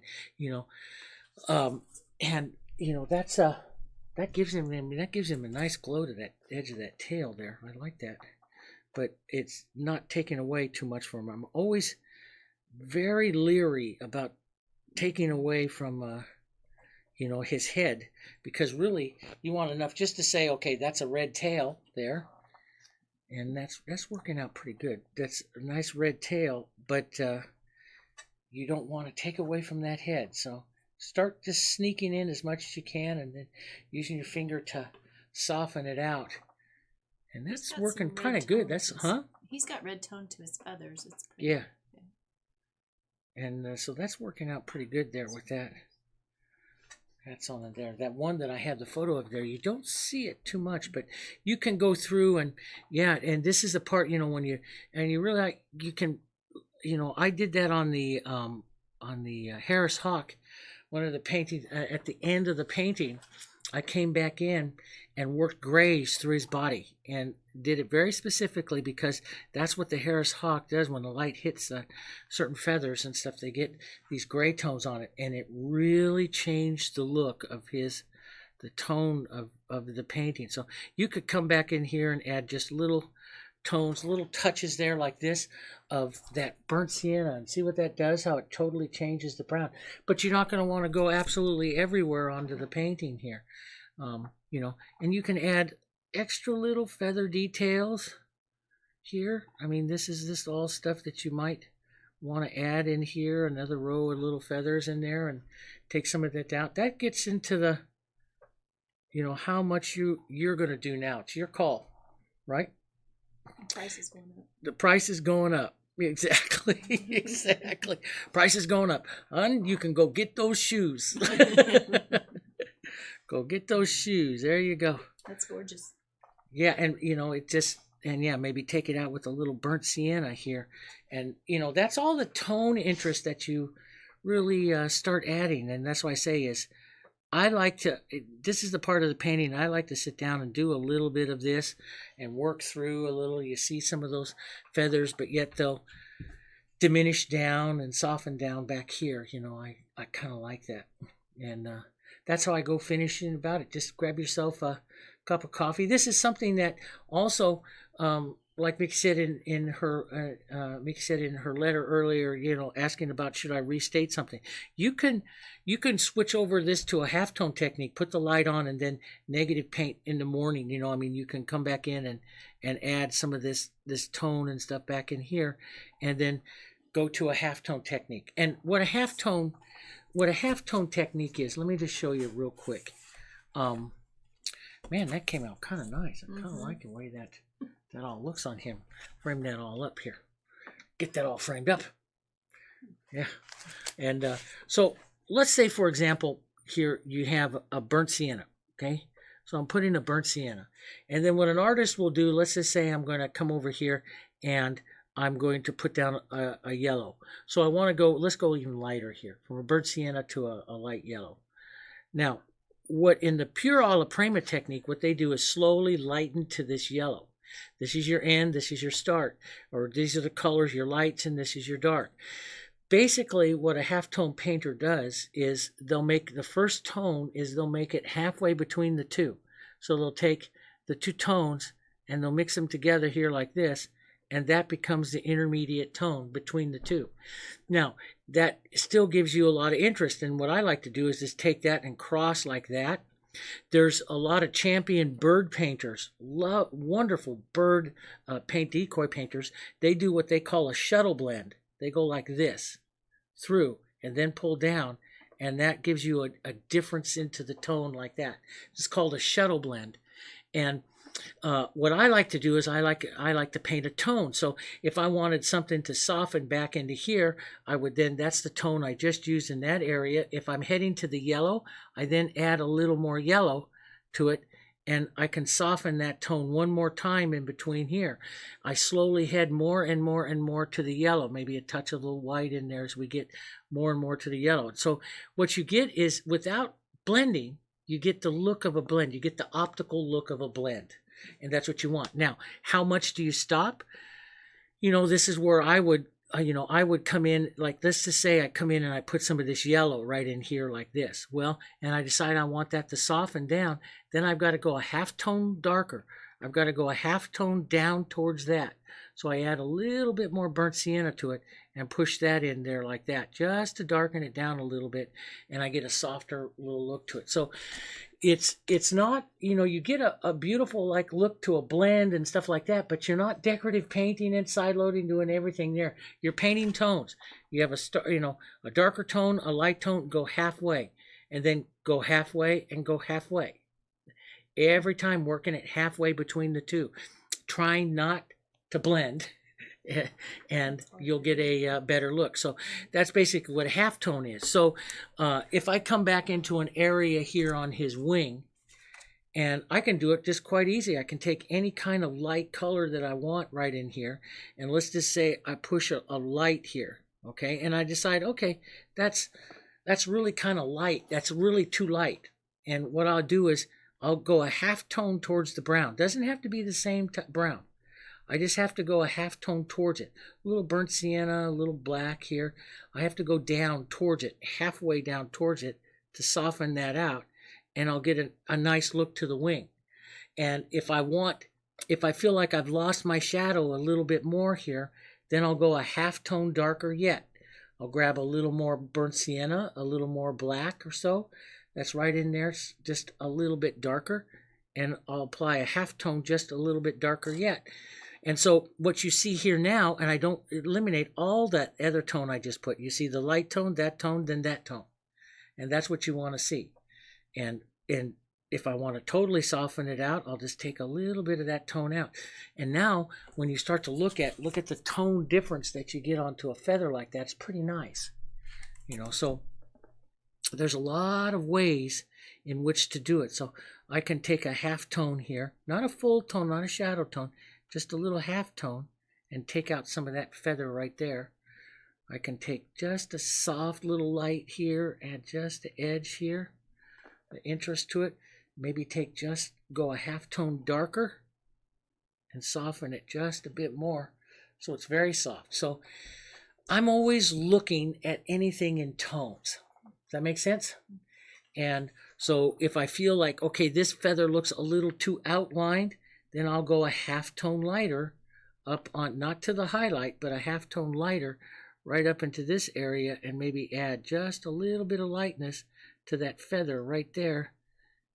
And that will lighten that edge of that feather up. And that's kind of the detail work that you can get into a painting. And how much you're going to do that? Well, what's your client going to spend? That's what it comes down to, is how much work. Now, if you're painting for yourself, it's a hobby, you're painting for yourself, grab yourself a cup of coffee and knock yourself out for 3 or 4 hours putting on some feathering and some details and stuff, because it's beautiful, and that's going to hang in your house, and it's absolutely beautiful. If you're painting for a client and stuff like that, you've got to think of what your market's going to afford and how much time that you're going to paint that. If you're just making your career, do you want to spend 8 hours into this thing and only be able to sell it for $100? That's what you got to ask yourself there. It's a balance that you got to do, because one of the things that, and this is very, very true, that I find in selling into the different levels of the market.